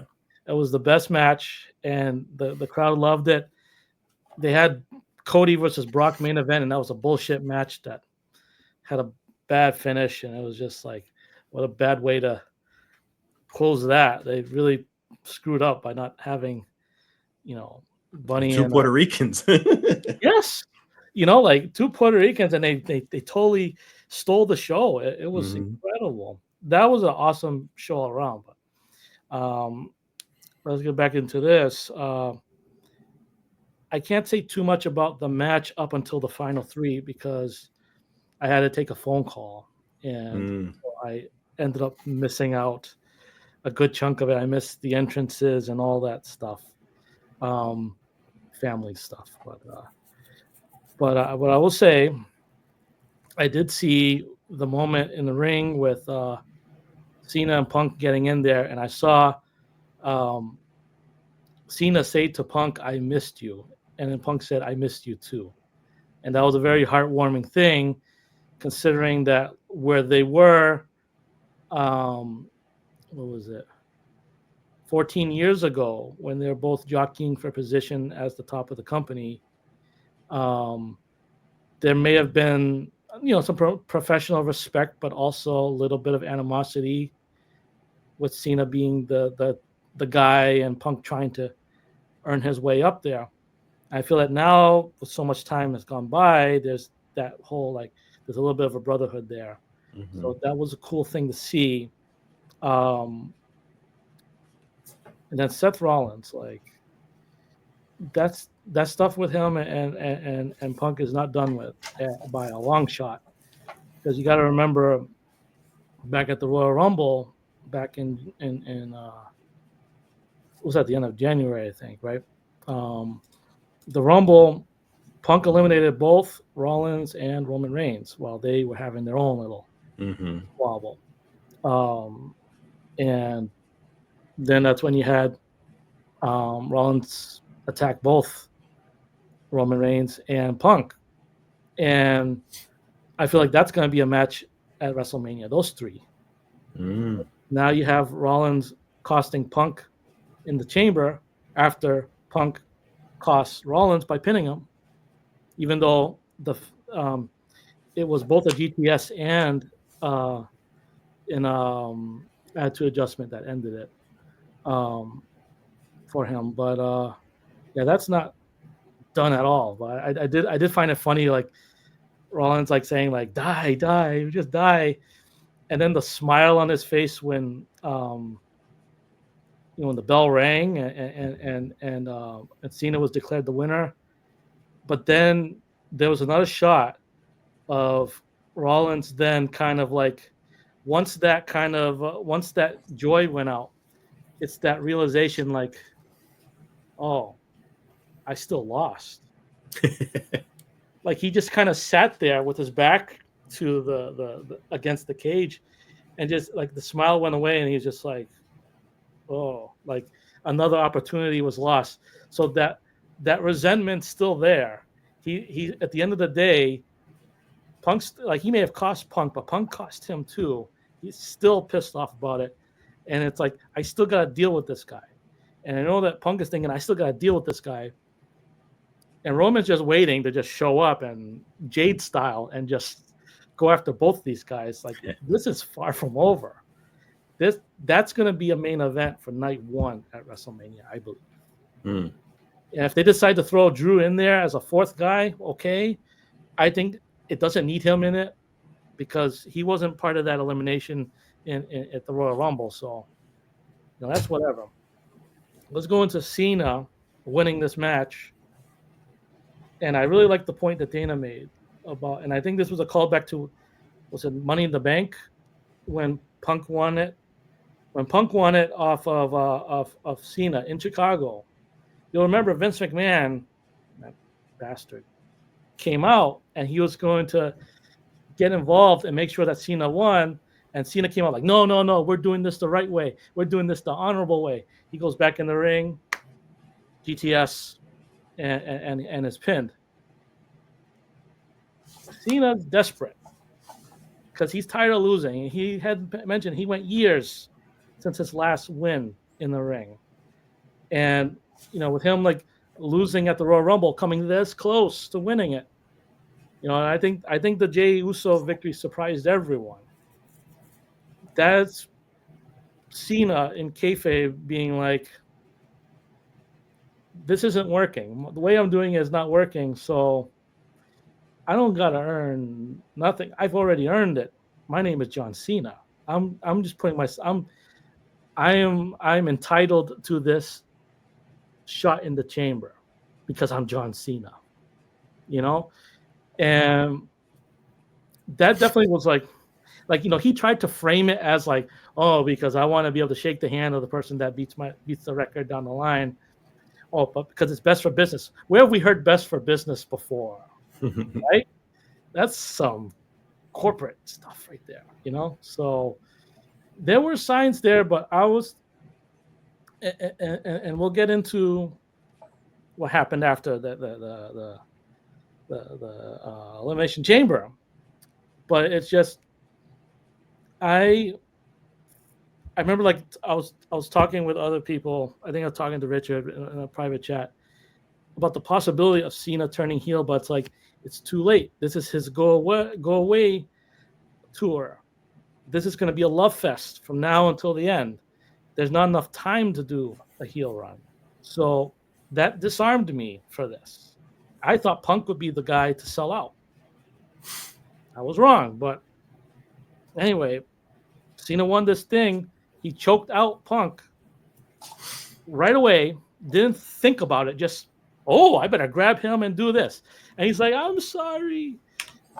And that's the thing. That him saying I'm sorry is also disarming because you're thinking like, okay, he's a man of good moral standing. He knows that it's not right that Seth Rollins did this, but he's got to win. You think that he's just a desperate guy.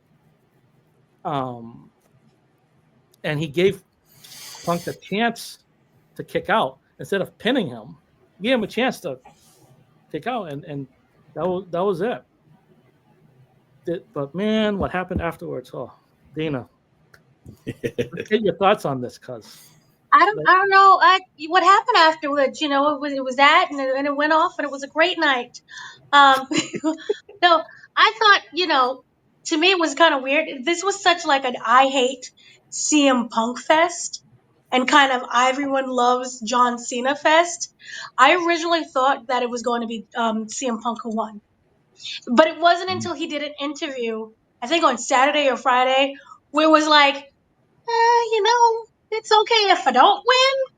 And I'm like, where is that coming from? So it's like, oh, okay, so then John Cena's going to win, and he's going to get screwed again. So it was like, okay, but, I just thought, why not John Cena win? It is his goodbye tour. I know that people hate when it's like the guy who's going out ends up being the one who wins. But to me, again, John Cena's so nice. He's done so much for the company. Why would he not, get the belt? I'm pretty sure he's put so many people on the map 21 years. Why not have him win? And it's good to see him still be able to wrestle. You know, the knees are still kneeing, the elbow is still greased. I still can't see him. Who is this person anyway who won? So I'm happy for him. So I thought that it was such a weird love fest for me because everyone, once again, they love Cena. And here's the weird part. Punk is not the same Punk as before. Like, they both want to win, but it's not the same arrogance. Everyone's saying, hey, I missed you. Oh, I love you. That kind of thing. He came back. I'm a new me. So it's not like he's going to go and start pulling a Tony Khan and killing everyone and people are going to fear for their lives. Like, he's okay with, just sitting off to the side for the moment. He'll be at WrestleMania. He just won't main event WrestleMania. He'll have another chance. John Cena won't have that chance again. And so it was so interesting. Hindsight is 2020. But when he said, I'm sorry, to me, it immediately reminded me of, remember Ric Flair versus Shawn Michaels? HBK. Yeah. HBK, all that was missing was the I love you, I'm sorry. Because that's what it gave me. It gave me an I'm sorry. But even when he said I'm sorry, it was like, I don't want to do this, but I have to because I want to win. And I was like, okay, this man is just desperate to win. And that's good. I like it. Fight back. That's all you need to do is just fight back a little bit. Vince is not there. And even when you do the whole what's best for a business, and we'll get into that monologue because there's a lot of layers to that monologue now. It's really hard for somebody to separate themselves from a monster because they didn't know that version of a monster. That monster never approached them. So it's okay if he says it's best for business. You could argue, that's your wrestling dad. That's dad. He gave him a shot, a chance. And we all know that John Cena, no matter what he does, period, he is always going to be WWE.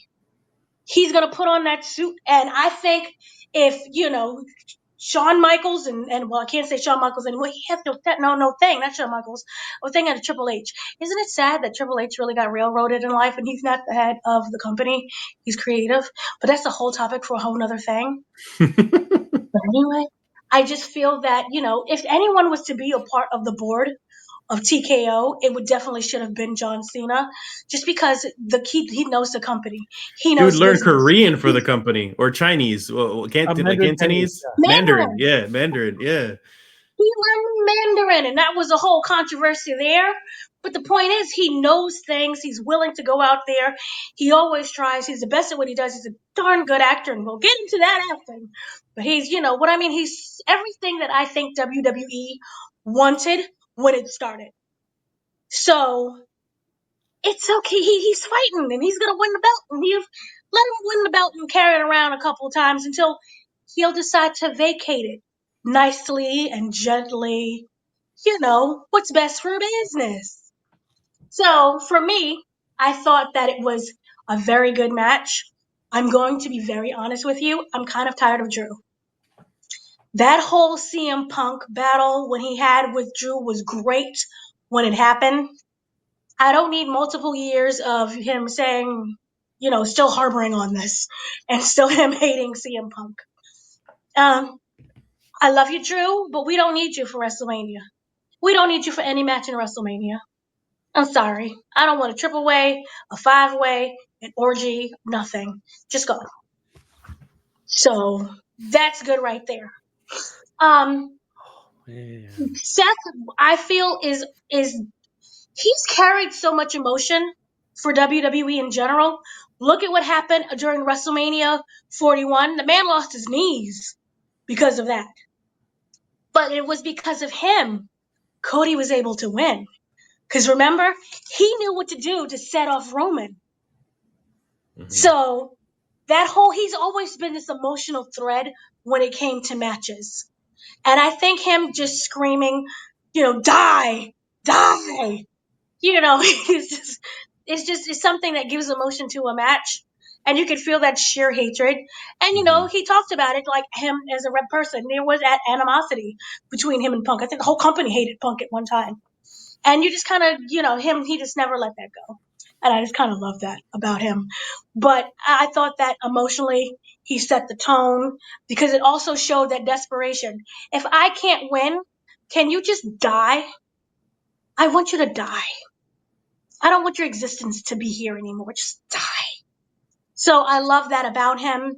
And then going with the whole John Cena, once again, no signs of nothing. He was just a desperate man.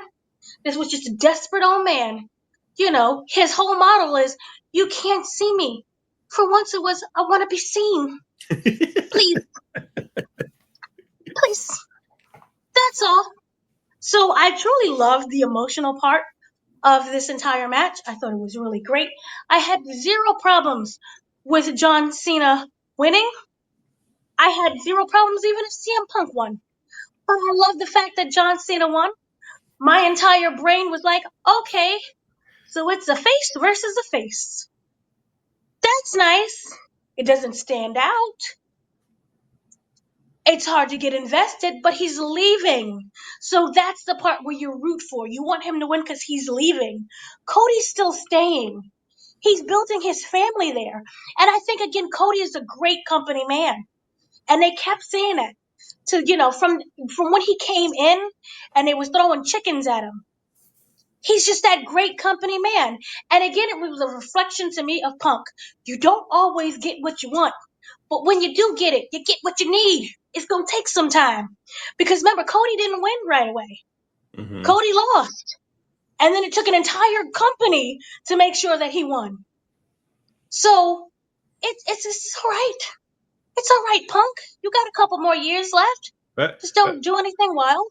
Yep. By the way, I'm calling it right now. I'm going to be the first one in the Koalition to make this to announce this prediction. When Cena wins that 17th belt,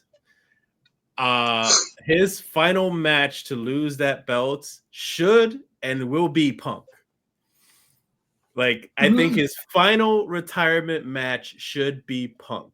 And that's because of that emotional tie between them two. All that stuff that you talked about with the both of them. I always saw Cena as that yes man of the company, and Punk was the one that always caused the waves. And that conflict of personalities, I think, always went so well together. And I think it still shows because Punk is still kind of that person, but he's more mature about it now. And Cena still, I mean, you know how I feel about Punk as a professional person. So, so I think it would still be perfect. They have a lot of history together, a lot of animosity that they have matured over. I just think it's a perfect send off for the both of them. And then at the end, it could literally be almost that HBK Ric Flair moment. Is that Punk finally gets his chance at getting the belt again, and Punk is like, I'm sorry, I love you, go to sleep, and then put him to rest, and then it'll be ending right there. And mind you, like, and I'll tell you this right now too, like, we all love Cena. I'll tell you right now, just like that moment when Roman was trying to get shoved down our throats to be the face of the company. For a very long time, Vince would not let up on that stuff, and everybody hated it for it. I felt that same way about Cena back in the day. Like when Cena was building up, I hated Cena. I could not stand Cena as a wrestler, as a person, as the face of the company. And I don't know when it started, like, because even during Hollywood, I'm like, what are you doing in Hollywood? Like, I don't want to see you. I can't stand you. But there was just some point. I don't know when it was, but there was just a moment. It was just like, I like you. You're warming up to me. And now, like, I don't want to see him go. I don't want to see him retire. But I mean, it's gonna happen, and I hope it happens in the best way. But that's how long we've been with Cena, is the 21 years with the ups and the downs and the emotions, and this is why I was like, he's gonna win. And I didn't think anything about him not hesitating because it's been 21 years. Mm-hmm. Okay, it's fine. It's gonna be amazing. So that was my thought. I thought I would have given the entire match 5 stars. Wrestling was great. even Logan Paul's existence, whatever. Everything was fine. You know, I think I wanted to see more of a Paul versus Drake than anything because they were going at it the whole time. And the fact that you're in Canada and Canada won't even acknowledge your existence. Yeah. And WWE loves their celebrities. But yeah, the entire thing was a 5. And then, of course, you know, Cody comes out. They shake hands, and that's the end of the night. That's the end of the match. That's the end of everything. Goodbye, everybody. So, Yeah. bye, everyone. Got See you next time. the logo on the bottom. Good night, everybody. Yep. Paul back. We'll never see it again. But then, you know, here it comes. Here it comes. We get the adrenaline in my soul. Something Cody Rhodes. That music starts playing. And we're like, okay, it's going to be simple. He's going to come out, you know, I love you, man. We're going to wrestle. And, you know, he comes right out and he says, wait, hold on now. He says, I respect the hell out of you. They know it's going to be a throwdown. Cody shakes Cena's hand, right? And then all of a sudden, we get the whole, you know, Rocky comes out, the music comes out, and we're like, oh, here's my reaction was, is this stupid thing with some soul again? Don't forget Ricky? Travis Scott. Travis Scott. Travis, what the Scott hell was he comes out doing first. Can I just say something? The entire time I thought that was ASAP Rocky. there? They didn't do a really good job right there. But Travis, and there's a reason as to why Travis Scott was there. And I am so sick and tired of people not liking the fact that Travis Scott was there. There is a whole reason, okay? For people who are over the age of 30 would understand the reason as to why Travis Scott was there. And it wasn't like just a celebrity grab. It was a celebrity grab, but it was a reason as to why it was a celebrity grab.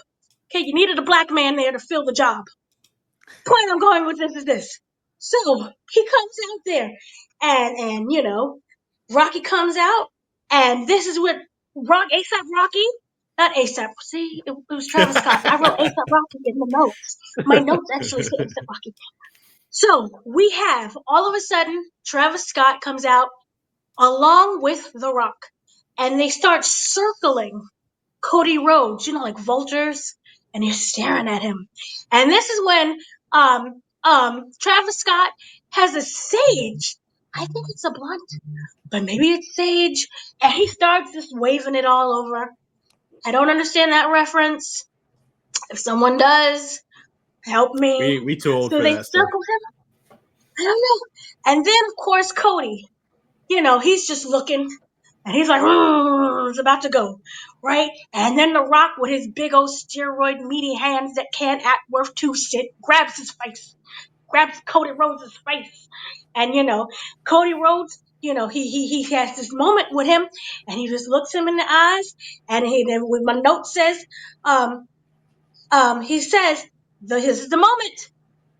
I will open my arms, and you will come to me. You will embrace me as your brother. And I will embrace you as my champion. I don't know who did the writing, but you deserve a Razzie. You suck. Okay. Then it says, I want it all, Cody. And I'm like, oh, this is a different type of show. It's getting a little R-rated. I said, I want your mind. I want your soul. Who writes like this? God. It's Brian Gertzowitz, by the way, who writes like this.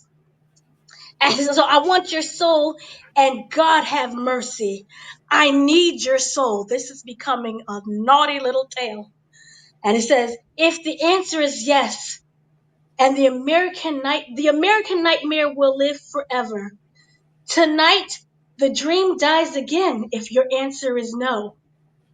And everyone's just like, oh. I think the audience kind of like cheered, but they died inside because this was so wasteful, right? It's so corny. Did you like this part? It was corny. It was poorly written. It was like, is there like a little sexual undertone? I don't know who wrote. I think The Rock is writing his own scripts. Yeah, yeah, whoever I'm wrote not it, even gonna. the name rhymes with Brain Bronson.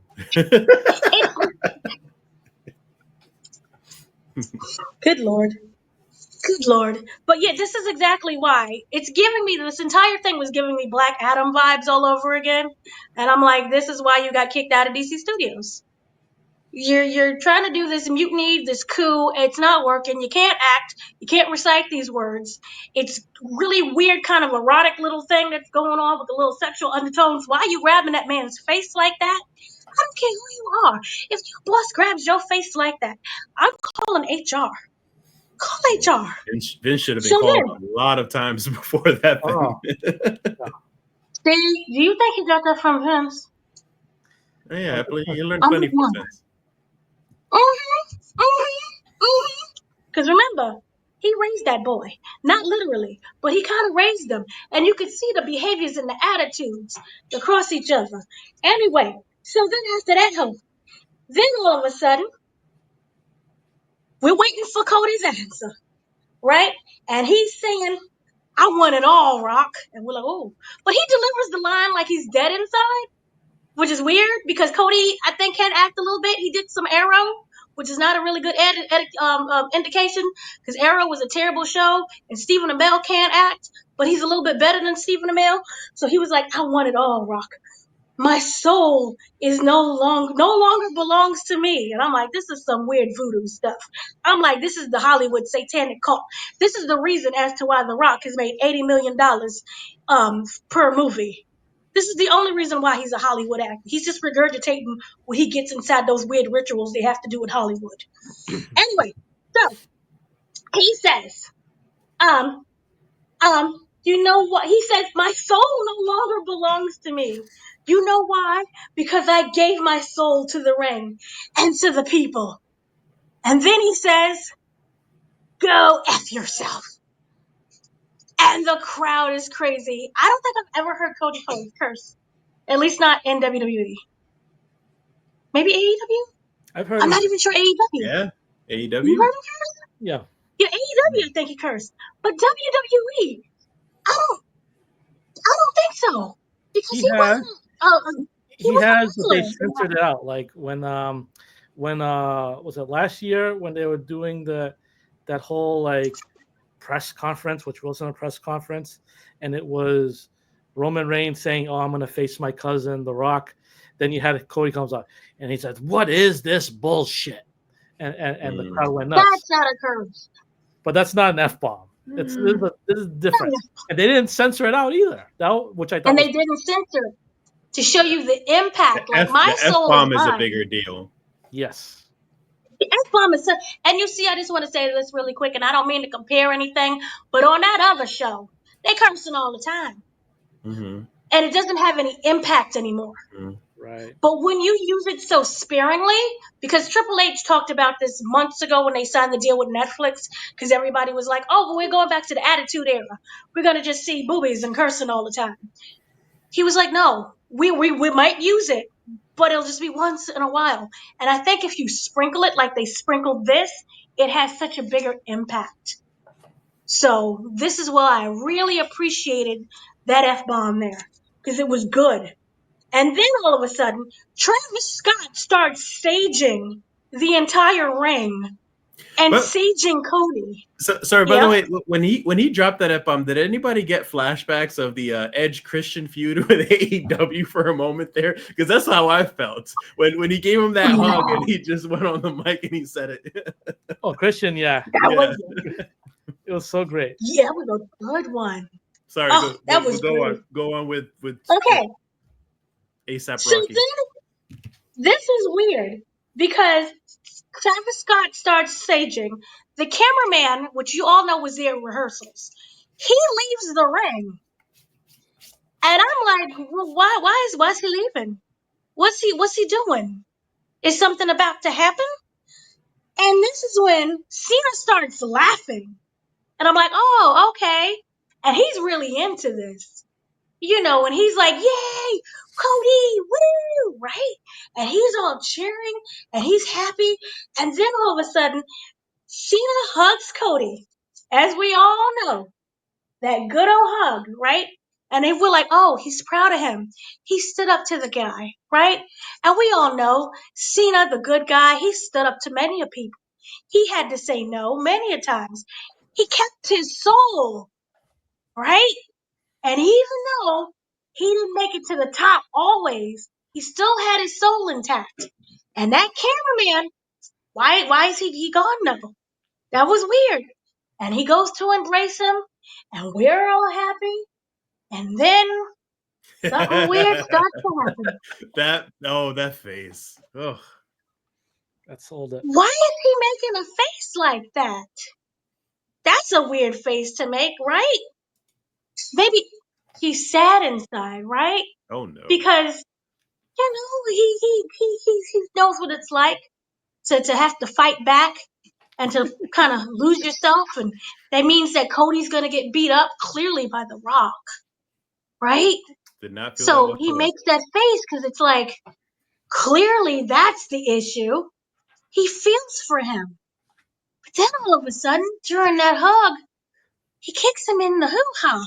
He kicks him in the balls. Clearly he slipped, because why would he kick good old Cody in the balls? He tripped and his foot just happened to get lodged up in there. And this was a moment that I've never seen before, because after he accidentally clearly kicked him, he starts to just attack him. You know That's what I'm weird. just picturing right Even now? I'm Wait. picturing Triple H and Gorilla right now. He's like looking at Cena, just give him the low blow, and Triple H is like, "That's not in the script. What's going on over there?" Wait, I skipped a part. He I picked skipped up the the part. watch and he tried to He give picked it up back to him. He picked up the watch because he clearly tripped into him, right? So Yeah. so before the trippation, when he's doing this, right? Clearly, he's just so angry. He's not thinking right, because his eyes are looking like at Dwayne, like, I'm gonna kill you. That's the only thing that happened, right? And then in the midst of trying to get to Dwayne, he tripped and kicked him in the balls. That's the only way to explain it. But then for some strange reason, Dwayne's just standing there and he goes this. Not this. Not this. He does this. And I'm like, why is he referencing Bad Blood? You don't remember that pay-per-view. That's odd, right? And I swear to Black Jesus, it felt like something out of the Manchurian Candidate, where it was like, clearly this was like It's all a just a Bucky misunderstanding. situation. Huh? It's all just a misunderstanding. It's a misunderstanding. I think that, there were some code words or something that was accidentally, I can't get rid of the picture, that was accidentally spoken, that for some reason only John Cena can hear. And he is reenacting his favorite movie, Civil War. And he always wanted just to play the Bucky role, where, Bucky hears these words and he just snaps, because it clearly makes no sense as to why, after he kicked him, he tried to give him the watch, but then he keeps hitting him again. And then all of a sudden, brass knuckles just appear out of nowhere, right? And then a mic just appears and he's flailing on him. So he must have just seen Brave New World. And he was like, remember that scene with Isaiah? And Isaiah flipped on everybody in the White House? He just was like, I'm going back into my acting days and I'm going to pretend to be Isaiah, because he starts beating him with the brass knuckles, with the belt, with the mic, and then he holds up the belt. And I'm like, why is he holding up the belt? Because when he accidentally tripped and kicked Cody, he wanted to make sure, hey, this is his belt. So he wanted to give it back to him. That's the only reason why. And then, Cole, not understanding that this has just been one big misunderstanding, Michael Cole starts cursing, which I've never heard Michael Cole curse in my entire life on any program of WWE's history. So I'm just like, clearly there's just, the script was switched. Actors have PTSD. Something's just wrong. We have to help poor little John Cena. And then why is all of a sudden Cody doesn't have a shirt on? That's a misunderstanding because when he got kicked in the balls, he got really hot, so we had to take off the shirt. So we got to rip off the shirt to give him the CPR to get the oxygen starts flowing again. That's the only reason why that would make any sense. And then Rock, for some strange reason, starts beating Cody with his belt. And it's not just a belt, it's a belt that says Cody's soul on it And the day with his his dad blood died. on it. And the day Yeah. his daddy died. And then Travis Scott just starts saging everything again. This was a moment in time that I think our generation will live. This is our Hogan moment. Hogan This is our NWO. this is Bash at the Beach. I remember the exact moment of Bash at the Beach. I was at my grandfather's house. We was watching the pay-per-view together. And clearly again it was another misunderstanding because Hogan started attacking the wrong man when he came in. And you know those wrestlers have PTSD and CTE and steroids and things just gets a little bit jibble jobbled. So clearly it was a misunderstanding. What are your thoughts? Because it didn't make any sense. Hogan saw the guy was choking, so he was just trying to clear up his throat with the leg drop.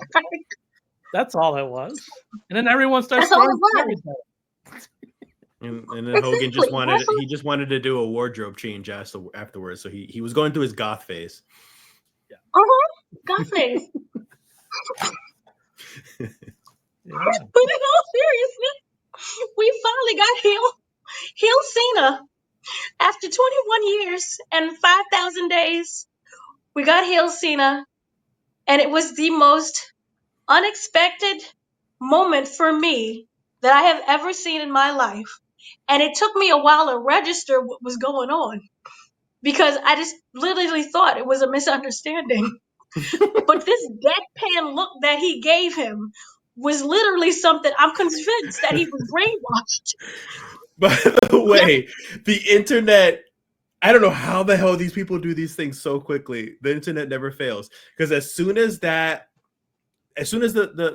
event ended, everybody's on Twitter or whatever social media you use, and immediately one of the first few posts I see is that picture of John Cena when he's hugging him and that frown that he's making, and somebody put Chris Benoit's theme song behind that picture.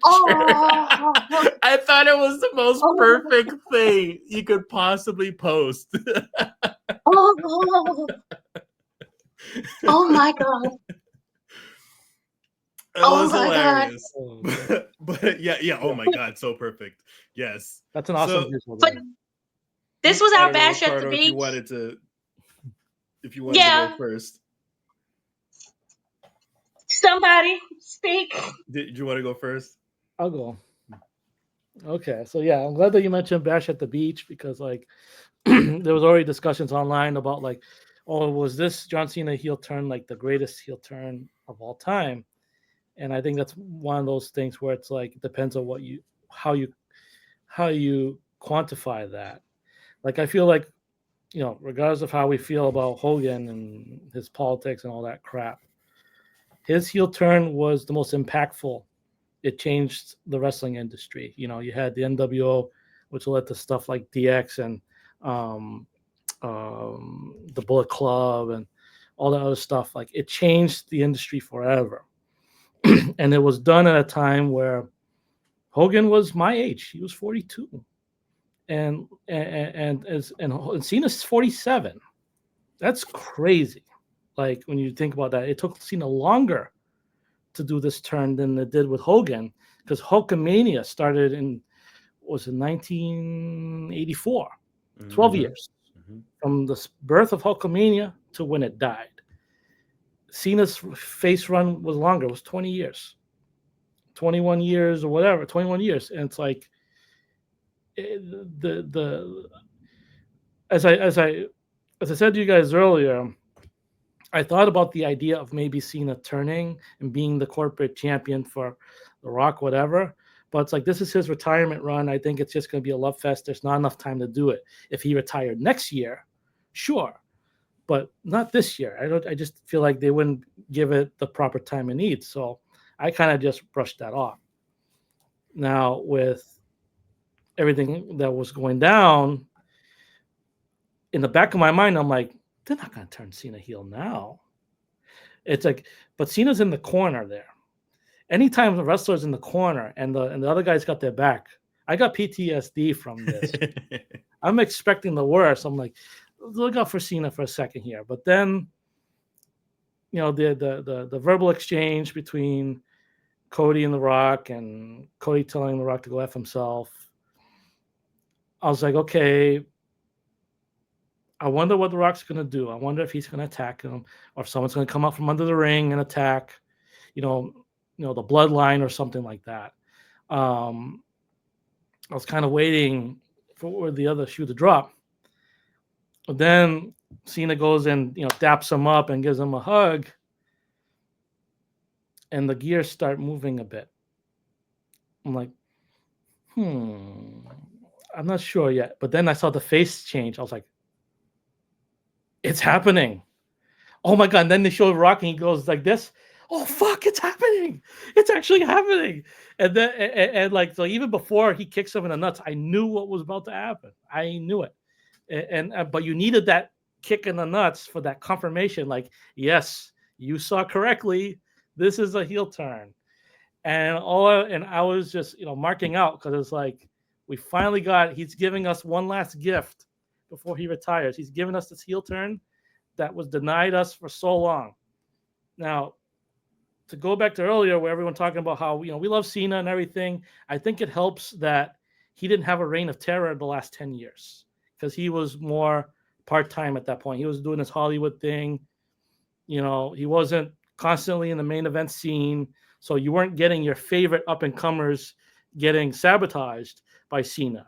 You weren't getting, like with the Nexus and how they got buried by him and all that. Mm-hmm. You weren't getting, Punk kicked down. You weren't getting R-Truth losing a match when he was getting pushed to the top. You weren't getting Mark Henry losing to Cena. You weren't getting any of that stuff in the last 10 years, because Cena was kind of part-time. He's a nostalgia act. So it's easier to sit back and appreciate what he brings to the table when it's not coming at the cost of the guys who are now main eventing and doing all the stuff they got to do. He's not in the way. So you can appreciate it more. And that's what makes this more diabolical, because now he's inserting himself back into the main event. He's doing like what we didn't like when Batista did that, when Batista came back and he won the Rumble and he was going to main event WrestleMania. And The Rock, when people were complaining about The Rock taking the belt off Punk in 2013, when Punk had that 400-day reign and everything like that, and everyone thought for sure he'd main event. All that stuff.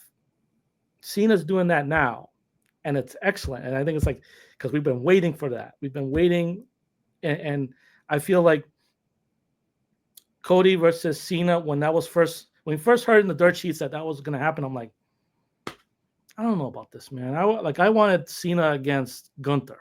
That was, Cena as the babyface underdog against the big up-and-coming villain, and that could go either way. I thought that would be a compelling thing, and who knows, maybe it could still happen later on, but Cody versus Cena, I felt like, okay, this is just some cheesy babyface versus cheesy babyface. There's not enough juice to this, but now you've got it, because now you've protected Cody from getting booed the same way that The Rock got booed against Hogan at WrestleMania. You protected Cody from that because Cena's the heel. People will still cheer Cena, part of it for nostalgia, for him to get the record and everything like that. But he has a defined role. He's clearly the heel, and I'm really interested to see how he ups the ante with that, because he's like, it's almost like he's got to remind people, like, this is not the Cena that you knew. Like, But man, there was another point I was gonna make. Another point I was gonna make. I hate when I lose my track of thought on these. Yeah, I got to write stuff down because I'll lose my thought too. It was definitely a point I was gonna make about Cena. You know, the yes, the gesture by Mr. Dwayne. It didn't occur to me at the time. It was what Survivor Series, was it, when Cody and Roman tagged up against the Bloodline and they won, and then at the end, Bad Blood. It was that Bad Blood, and Rock comes out, and it's like, okay, why are you here? And then he just looks, and he goes 1, 2, 3, and then does this, and you don't think anything of it because the camera's focusing on Roman at this time. Yes, nice. The camera's focusing on Roman when he does that, and so you're thinking like, this is some Bloodline business, right? But when you look at it again, the way he does the 3 is like the way Cena does the 3, right? And now it's kind of like, well, maybe Cena was always the plan here.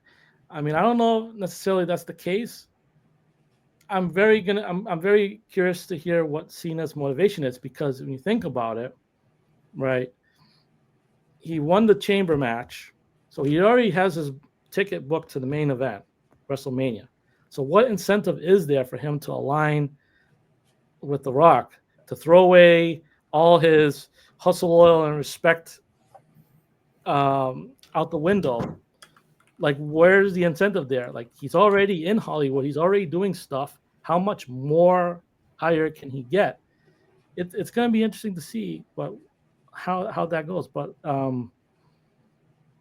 for shock factor, this was excellent, and this is something that was very, very much needed, because I was getting bored of this WrestleMania build up until this show, up until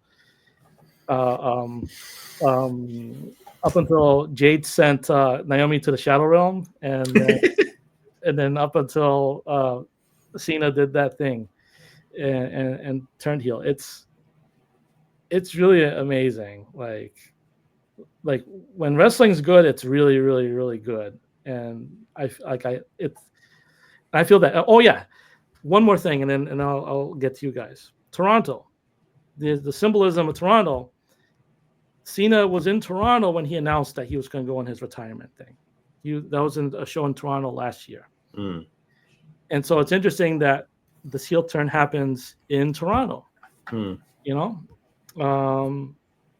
and like it's just like, whether that was intentional or not, it's fascinating to me. But yeah, I want to hear you guys' thoughts on all this.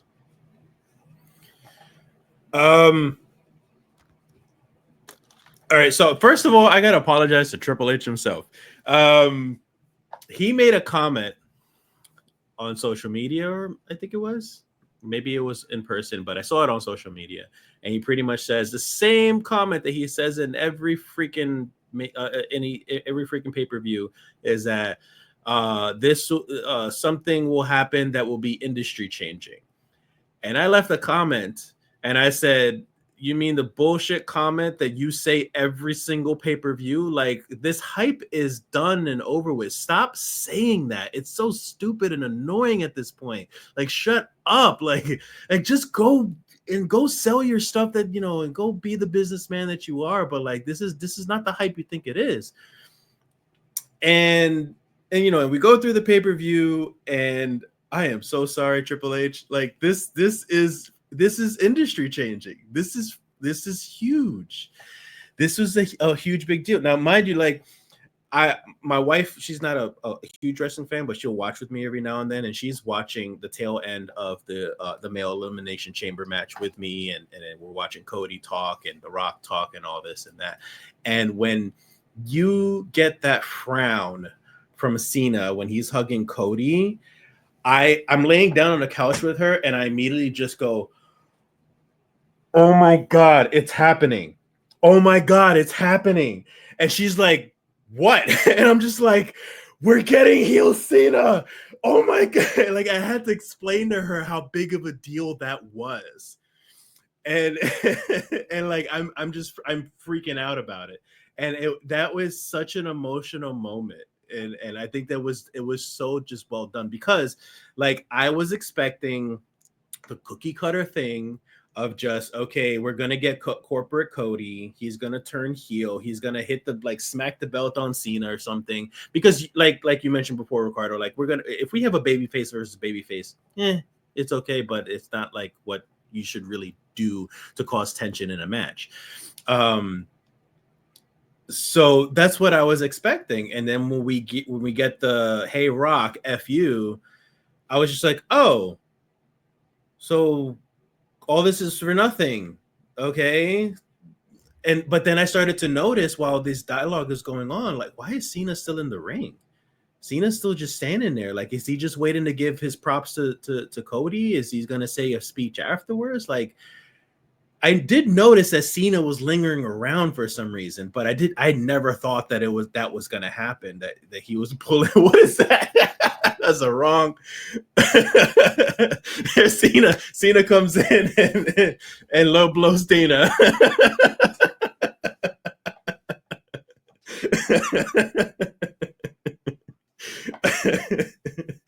That was good. But it was just so well done. Yeah, I expected it to just be the Cody thing. But yeah, that was unexpected, and the shock value was perfect. I mentioned also that it was very much equivalent to the shock value of when Hogan went heel, and he went NWO and stuff.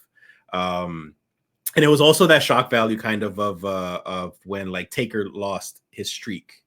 Like it just happened so suddenly and so surprisingly, like unexpected. And sure, there was some signs, but you know, those can easily be overlooked. No, not for Undertaker. I mean, for Cena, like there were some signs for that, sure, but you know, those could easily have been overlooked.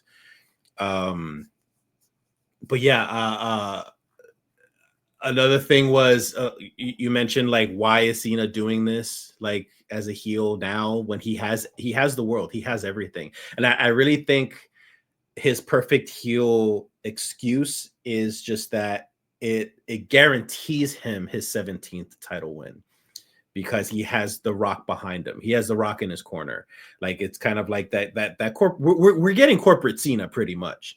It pretty much is like I have the most powerful person in the company right now in my corner to guarantee that I win these matches, that I look good for my retirement, and that I win that title match and I hold on to it. So I think that's his kayfabe reason, which works well too. It's a perfect reason to go heel. Go ahead. Thank you. You reminded me of something else that I wanted to mention with that, the whole corporate stuff. After watching the post-show press conference and everything, I went back on Peacock and I fired up WrestleMania 17 to see the end of Austin versus The Rock. I don't know if you remember how that ended, with Austin selling out to Vince McMahon because he was desperate to get that championship. He sold his soul to the devil to do that, and he did it against The Rock. So if anyone knows what that looks like, it would be The Rock himself. So he got Cena, who he himself was the face of the company for so long, to sell out to get what he wants. And I think it's so cool, kind of that parallel there. And one funny thing is like seeing, the aftermath of that match, Austin and Rock, there was one point where Austin takes the belt and smashes it on The Rock's face, similar to what Cena did to Cody here. Cody. That was probably unintentional, parallel wise, but I found that fascinating. And in general, like I just love these heel turns, man. Like how you get that from the crowd when they realize what's about to happen. It's such an incredible thing. And the thing with the Undertaker, I felt, was you didn't have time to build up to that because everyone was sure that Taker was kicking out at 3, except he didn't. And then you heard the bell ring, and everyone's like, "What?" They were stunned. They weren't even shocked. They were stunned. Well, people didn't react until the next match after. During that match, they started reacting. Because remember, that wasn't how it wasn't like the end of the show. It was the main event. And people started reacting to the streak during the main event match. Because they started randomly booing, and they didn't get that. That's how people, it just didn't click right away. I thought that was poorly executed. Oh, no. But, So I think you have it mixed up. I think you might have when Roman beat Undertaker in Orlando in 2017. They booed the hell out of that because they didn't want Roman to beat Undertaker, and they thought that was going to be how Undertaker retires, and like, oh, this is bullshit. We don't want to do that. What it was it was WrestleMania 30 in New Orleans the year before. Brock Lesnar wins, and you don't hear Brock Lesnar's theme. It's just quiet.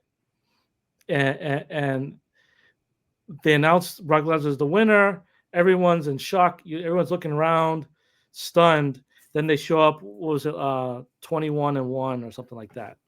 And that's when it really dawned on people, like, this is official. Like that I'll never forget that. Like I was watching that with Rich live, and I remember he just got up and he said, "Holy shit!"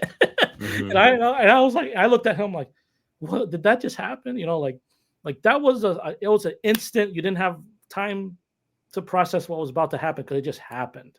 I felt like the Sting with Cena was like, oh shit! Like you had the little bit of that build up, and you can hear the crowd like realizing it once they did that close up of Cena looking all robotic, and then when Rock going like this, everyone knew what that meant. You can hear the crowd at that point. That they got loud once they saw that. Oh my God, it's him! Like stuff like that is so awesome when they do it right.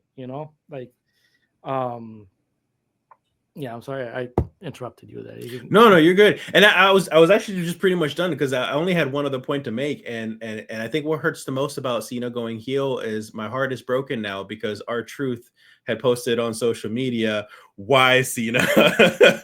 why John?" There you go. That I saw that tweet today.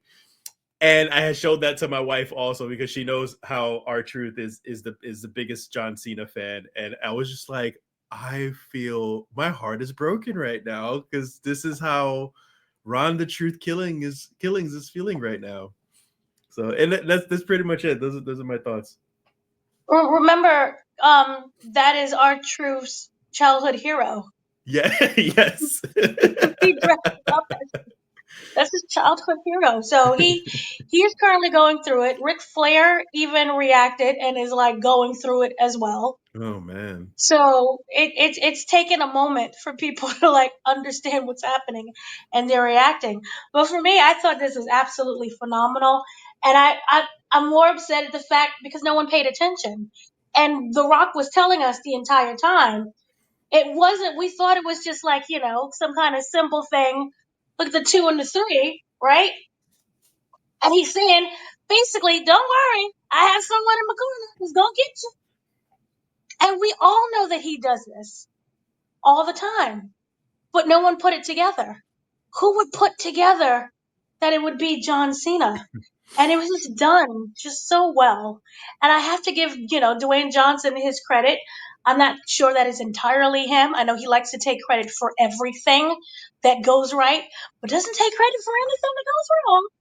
But, so 10% congratulations to him, which is a lot to say to me because I cannot stand that man. But this was so well executed and it leaves so many doors and questions open. And it's just like, we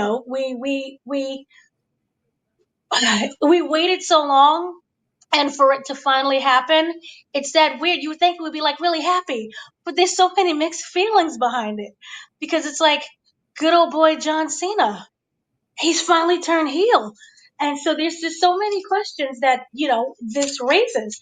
But I wanted to say something that was really interesting about what didn't happen. WrestleMania 40, when Cody Rhodes won, he finally won, right? And he didn't do it on himself. He didn't do it by himself. He had the whole company there. The entire company helped to make sure that he went. Even Seth Rollins, played the part, put on the Shield clothes to kind of give Roman Reigns that PTSD and immediately attack him with the chair. Everyone came in and they did their part, and it was wonderful. Not a single person came out to help Cody. No one. Not even Jay, Jimmy, not even Seth. This is the man that, we want. You got rid of our terror. We're so happy we no longer have to live under the reigns of Roman Reigns anymore. You deserve this win. The man is literally bleeding. He's being beaten to death with his soul, with his daddy's death date. That's cold. And not a single person said, this is wrong, let me stop. Yeah. Why didn't no one help him? Not a single person helped him. Is there a reason as to why you think that? It's called plot armor. Yeah. Gold armor? Plot armor. Plot armor. And it's also wrestling logic where the rules only apply when it's convenient. Yeah. And people will come out when it's convenient, such as security coming out and stopping a certain punt from happening when they just laid back and let everything else happen before that. Mm-hmm. Boo! You guys suck. So then the biggest question kind of is this. Can Cena be redeemed? Is this just a Manchurian candidate kind of situationship? Is he, does he, are we going to have a Bucky? Because look, we have the 3, which, we originally thought that this was like, oh, it's just a 3 count. Maybe it's like some souls. But what was interesting is that we have 2. We have the number 2, right? And then we have the 3 that we know represents John Cena. Who's the other person?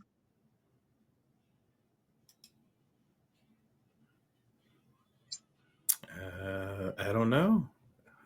Is it Roman? Could be Roman. Could be Punk. Jacob. Maybe Jacob Fatu. Fatu? Because, it's really interesting, as The Rock did say, we plant the seeds. Y'all just not paying attention. Who was really, really cozy in that ring with him? It wasn't Logan. It sure was not Drew. Seth was screaming everyone to die. But who was really chummy with Cena? Who's he? CM Punk. It was CM Punk. I mean, we still got this strange Punk Heyman thing going on. Like what was it? Was it Heyman that owes a favor or Punk owes a favor? I can't remember which. So what happened was that Punk agreed to help out Roman in the War Games, Survivor Series War Games match as a favor to Heyman, and in return he would request a favor from Heyman. Heyman owes a favor now. So we got some favors that are needed to be owed. We haven't seen Heyman in a while. Roman is, God only knows he's happy, but he's not there all of a sudden. We have whatchamaface in the other one, Lord Jesus' name, CM Punk hugging John Cena when he was the good guy. All of a sudden, that was weird. That was suspicious. That was completely out of character for some strange reason. Why was John Cena so huggy? And it was interesting that only until Rock did this did Cena turn. So the owner of the soul, maybe he's fighting for his soul and he's trying to he could get redemption. I want Cena heel all the way through. I honestly do. I'd love for him to finish as heel Cena because realistically, it's not like we're still going to hate him in the end afterwards. Like we're still going to love him even more. Like once he's retired and done. Like I want him to. Right. I really want him to showcase what he can do as a heel and last the entire time until eventually he loses the belt. So you don't think he's going to be redeemed? You don't think he's going to fall back to the good guy persona? Nah. Ric Flair's going to come down there at that ring. He'll go back to good guy when he's retired and he's promoting his movies again. Maybe Ric Flair's the other man. You will not defeat my record. Maybe we'll get the third actor and get Batista. Oh, have you seen Batista lately? I mean, Batista has said he's done. Yeah, granted, he has said he's done. He doesn't want to, he said that the way his match with Triple H was like the way he wanted to go out, and he's done it and he's over with. But I mean, if a storyline is really good, could you pass that up? Like, have you seen him physically? Yeah, he's still ripped. He looks awful.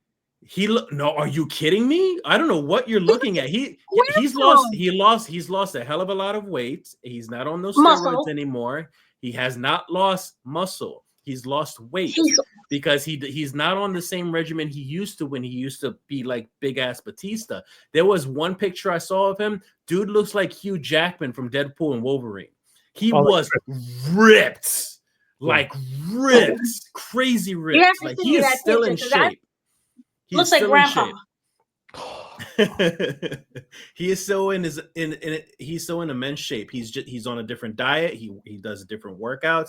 He says he hated his big bulky self. He didn't like the way he felt. So he's not doing that anymore. But he's still in shape. All right, yeah, you say so. I'll send you the picture. Send me the picture.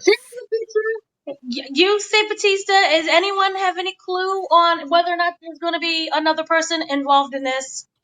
I don't think so. Situationship. I don't think. You don't think anyone?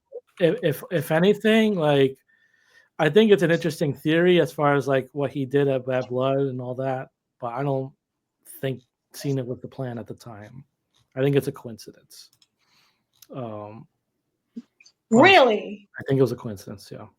Literal numbers, number 3, and we all know that. Yeah, I mean the. It could go either way. I don't know. I don't know what 2. Him doing that with the 2, I don't know what that means, but he definitely did. Because I always thought that it was like a collection of souls, because he technically has Cody's soul, which is the boat. The second soul is John Cena.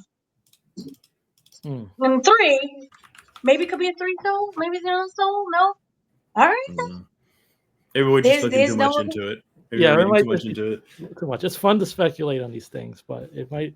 I mean, sometimes we as fans look further into it than they do. As far as can Cena be redeemed, absolutely, and I think he will. All right, you think? Like you mentioned Batista, and as an interesting thing because he retired as a heel, even though people came around to him being a face because of his work in Hollywood, particularly with Guardians of the Galaxy and all that. I think that endeared him to a lot of people. But with Cena, he'll have this heel run, he'll lose, he'll win the belt at Mania, drop the belt later at SummerSlam or something like that, and then he'll be retired as a face, losing to a heel, possibly Gunther or something like that. Maybe Punk does it. Maybe it's Randy Orton. There's a lot of options as far as who's going to be the one to retire him. But I think he'll retire as a face. I think that the fans will be quick to forgive him, and that'll be it. I still think it's Punk. Punk did an interview that was really weird, and it was like sometimes your thing's bigger than you. And I think that he is going to somehow be a part of the much bigger picture. But we will see. Ricky? Yeah, I still think we have more of a chance of it being Punk than like Batista or somebody like that. Negro? I mean, what if it's someone like Braun Breaker? What way to put over Breaker, being the one to retire the legend? They can do something better than what they did when they had Baron Corbin retire Kurt Angle. I thought that was terrible. It should have been Gable. It should have been Gable. But oh my God. or maybe If Vince was still around, it probably would be Chad. like AJ Styles would have been a good option. They had history together at TNA and everything. But yeah, it's gonna be I'm gonna be fascinated to see this WrestleMania run. If Cena wins the belt, how that heel run's gonna go, and then who he picks to be the one that puts him down for good. I'm gonna be very interested in that. It's gonna be a fun year. It's going to be fun. I look forward to it. And then for the record, for people who did not know, Travis Scott was Dennis Rodman. That's who he was. His place. That's how he is. Oh, jeez. Yeah, he was the Dennis Rodman. Yeah. And we will be seeing more of him. Triple H said that he is in the ring. Oh God. This is so. Dennis Rodman was in the ring. I saw Cena's frustration with Travis Scott in that ring, because when Cena was holding Cody down, Travis was messing around with him, and she's just like, dude, just hold the guy down, because The Rock's about to start whipping him. But he starts picking him up, and Cena's just like, no, put him down. Clearly The Rock is about to do something. So like, Travis, like, put down the freaking pot and just do what you're supposed to do. So dumb. I don't like it. We miss Bad Bunny. Hopefully we'll get Bad Bunny again. The year is young. So are there any final thoughts on this pay-per-view in general? Heel Cena, your childhood dream, just dying. I would say probably the most memorable Elimination Chamber of my lifetime, as far as start to finish. And I say that as someone that missed some of it, but I thought it was very memorable. It had big moments, and everyone's gonna remember where they were when Cena turned heel. Like for me, like greatest Elimination Chamber ever, and that's maybe there's recency bias to that, but that's just my opinion on it. I would probably disagree, honestly, and like excluding the Cena stuff, excluding what happened with Cody and Cena. If you were just to look at the matches from beginning to end, all of it together as a whole, I think it was okay. I think the matches were good. I don't think this was like a 5-star PLE, but it was okay. Like I don't have really that much to complain about. But what sent it over the top, what made it memorable, was that ending, was that moment that I will remember for the rest of my life now. And I will always bring it up whenever we talk about like former wrestlers, or like when Cena's retired in the future, or like if I ever have kids or something like that, and my kids are looking at Cena in a Hollywood movie, I'm just like, that guy right there, I got memories with him as a wrestler. And I'll definitely mention that Elimination Chamber match. One thing I was going to add is that this was, I believe, the first and only Elimination Chamber that took place in a stadium. So you had it there at the Sky Dome. Big, they call it the Rogers Center now, but it's always going to be the Sky Dome to me. And that's where they've had 2 WrestleManias. That's a big, big, big place to have this otherwise low, PLE that normally is just kind of a throwaway. I think that's part of what made it feel bigger. Yeah. No, I completely agree with both of you. I think that the pay-per-view overall, minus kind of the Jade Cargill situation and the John Cena situation, it was good. It wasn't like great. I think that the Sami Zayn match and the Tiffany Stratton match were just okay. It existed, but it would bring down the overall score for me to make it like, it was okay. It was a good pay-per-view, but it wasn't great. But when we add everything in together, this was phenomenal. Obviously, when it comes to John Cena situation, this is a moment in history. 21 years again. This is amazing. And just kind of like as a side note, for anyone who has ever watched Total Divas, you already know that John Cena was the heel of the show. At least the heel in the relationship. Nikki knew. I was on there. This is the 2017 Total Divas. This man was a menace in terms of character. He was a menace. There were always signs that this man was heel. So we feel vindicated. As anyone who watched Total Divas and part of it, yes. Sorry, I have a question for the both of you guys, because we had an old interview back then that Cena was almost close to being a heel before, and they had last minute they had changed everything and it didn't work out that way. Cena said that he had new wardrobe ready, he had a new intro ready. What are your guys' predictions of what that might be? Because I'm thinking to myself, instead of him wearing jorts, he's wearing full-on jeans. I could see that. There's been kind of this trend in recent years where, like in the past, it was a thing where wrestlers came out in full long tights, but once they got up to the main event scene, they cut it down to shorts. Like Triple H did the same thing when he was Hunter Hearst Helmsley, full pants. Then he turns heel, turns against DX, George Corporation, gets roided up, and now main event shorts. But lately, you've been seeing more of it going the other way, where now the when they're going into the main event, they're wearing full long pants. So it could be a thing of Cena now wearing long pants. Interesting. Maybe a new rap song. He comes up with a new rap song. Data. Sorry. He said that he has his song is "Fear My Name." He has a new song. He has a new song.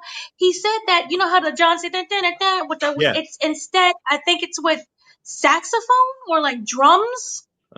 It's a whole thing, and he recorded it, and so he's gonna re-record it, and I think he might start dressing like The Rock. Oh, that'd be fun. Like with windbreakers and stuff. Probably, I don't know, but we're definitely getting long pants. It's gonna be insane. I can't wait. And I look forward to it. And it was supposed to happen, as you guys said a while ago. So he has this ready. And this is his dream.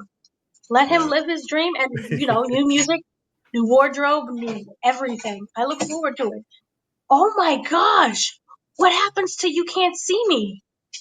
Are we still getting You Can't See Me? I have it on my caption. I finally see him. We're gonna finally see him. Yep, I finally see him. You says why, Cena, why? So he's gonna say you can see me, or you should see me. As like he's supposed to be arrogant, like you should see me. Oh my gosh, this is gonna be insane.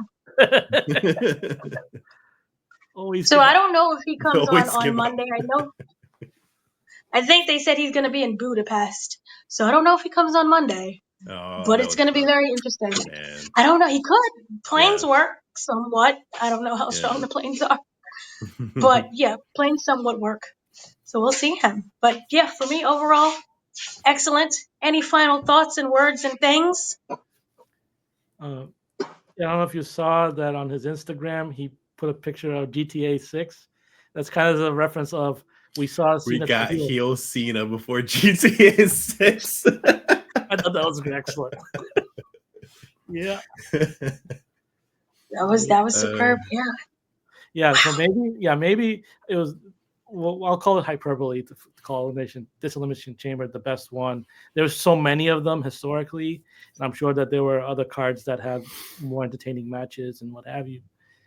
I still say this is the most memorable one because of what happened. But yeah, it has me officially excited for WrestleMania. That's something that I wasn't totally sure about the days leading up. That's what Triple H told me. That's what he said in the pay-per-view. Are you excited now? He also said, now does it feel like we're on the road to WrestleMania? It feels real now. Yeah. Now that and then also, please stop. Yeah. No, I'm saying now that we have what's going to happen on the card, because that was the thing, is that a lot of it was still left open as what these matches were going to look like, how we're going to get to that point. And sometimes it was like we suspected stuff like Cody versus Cena going to happen. Well, how is that going to look? And then it looks different than what a lot of us expected. Yeah. Rhea versus Bianca, we thought that was a possibility, but we didn't know how it was going to play out. And we still don't know how that's going to play out. Like there's more intrigue now than there was 24 hours ago. That is true. I completely agree. And just as a side note, please stop doing press conferences. I know y'all want that Emmy, but I don't need to know right or LeRae how everything came together. Do it at the end of the year. Release a DVD, a special. but just stop. It's heartbreaking. So yeah. So I guess that's it. That's everything. And we will see you later. WrestleMania is 6 weeks away, which is insane. No. But yeah. So, that's the big show that's coming up. And so I have been your host, Dana, once again joined by Mr. Ricardo Negron and Mr. Danny Martinez. So we will see you guys later. Have a great day, afternoon, evening, and tell us what you think about this historic moment in time. Thanks.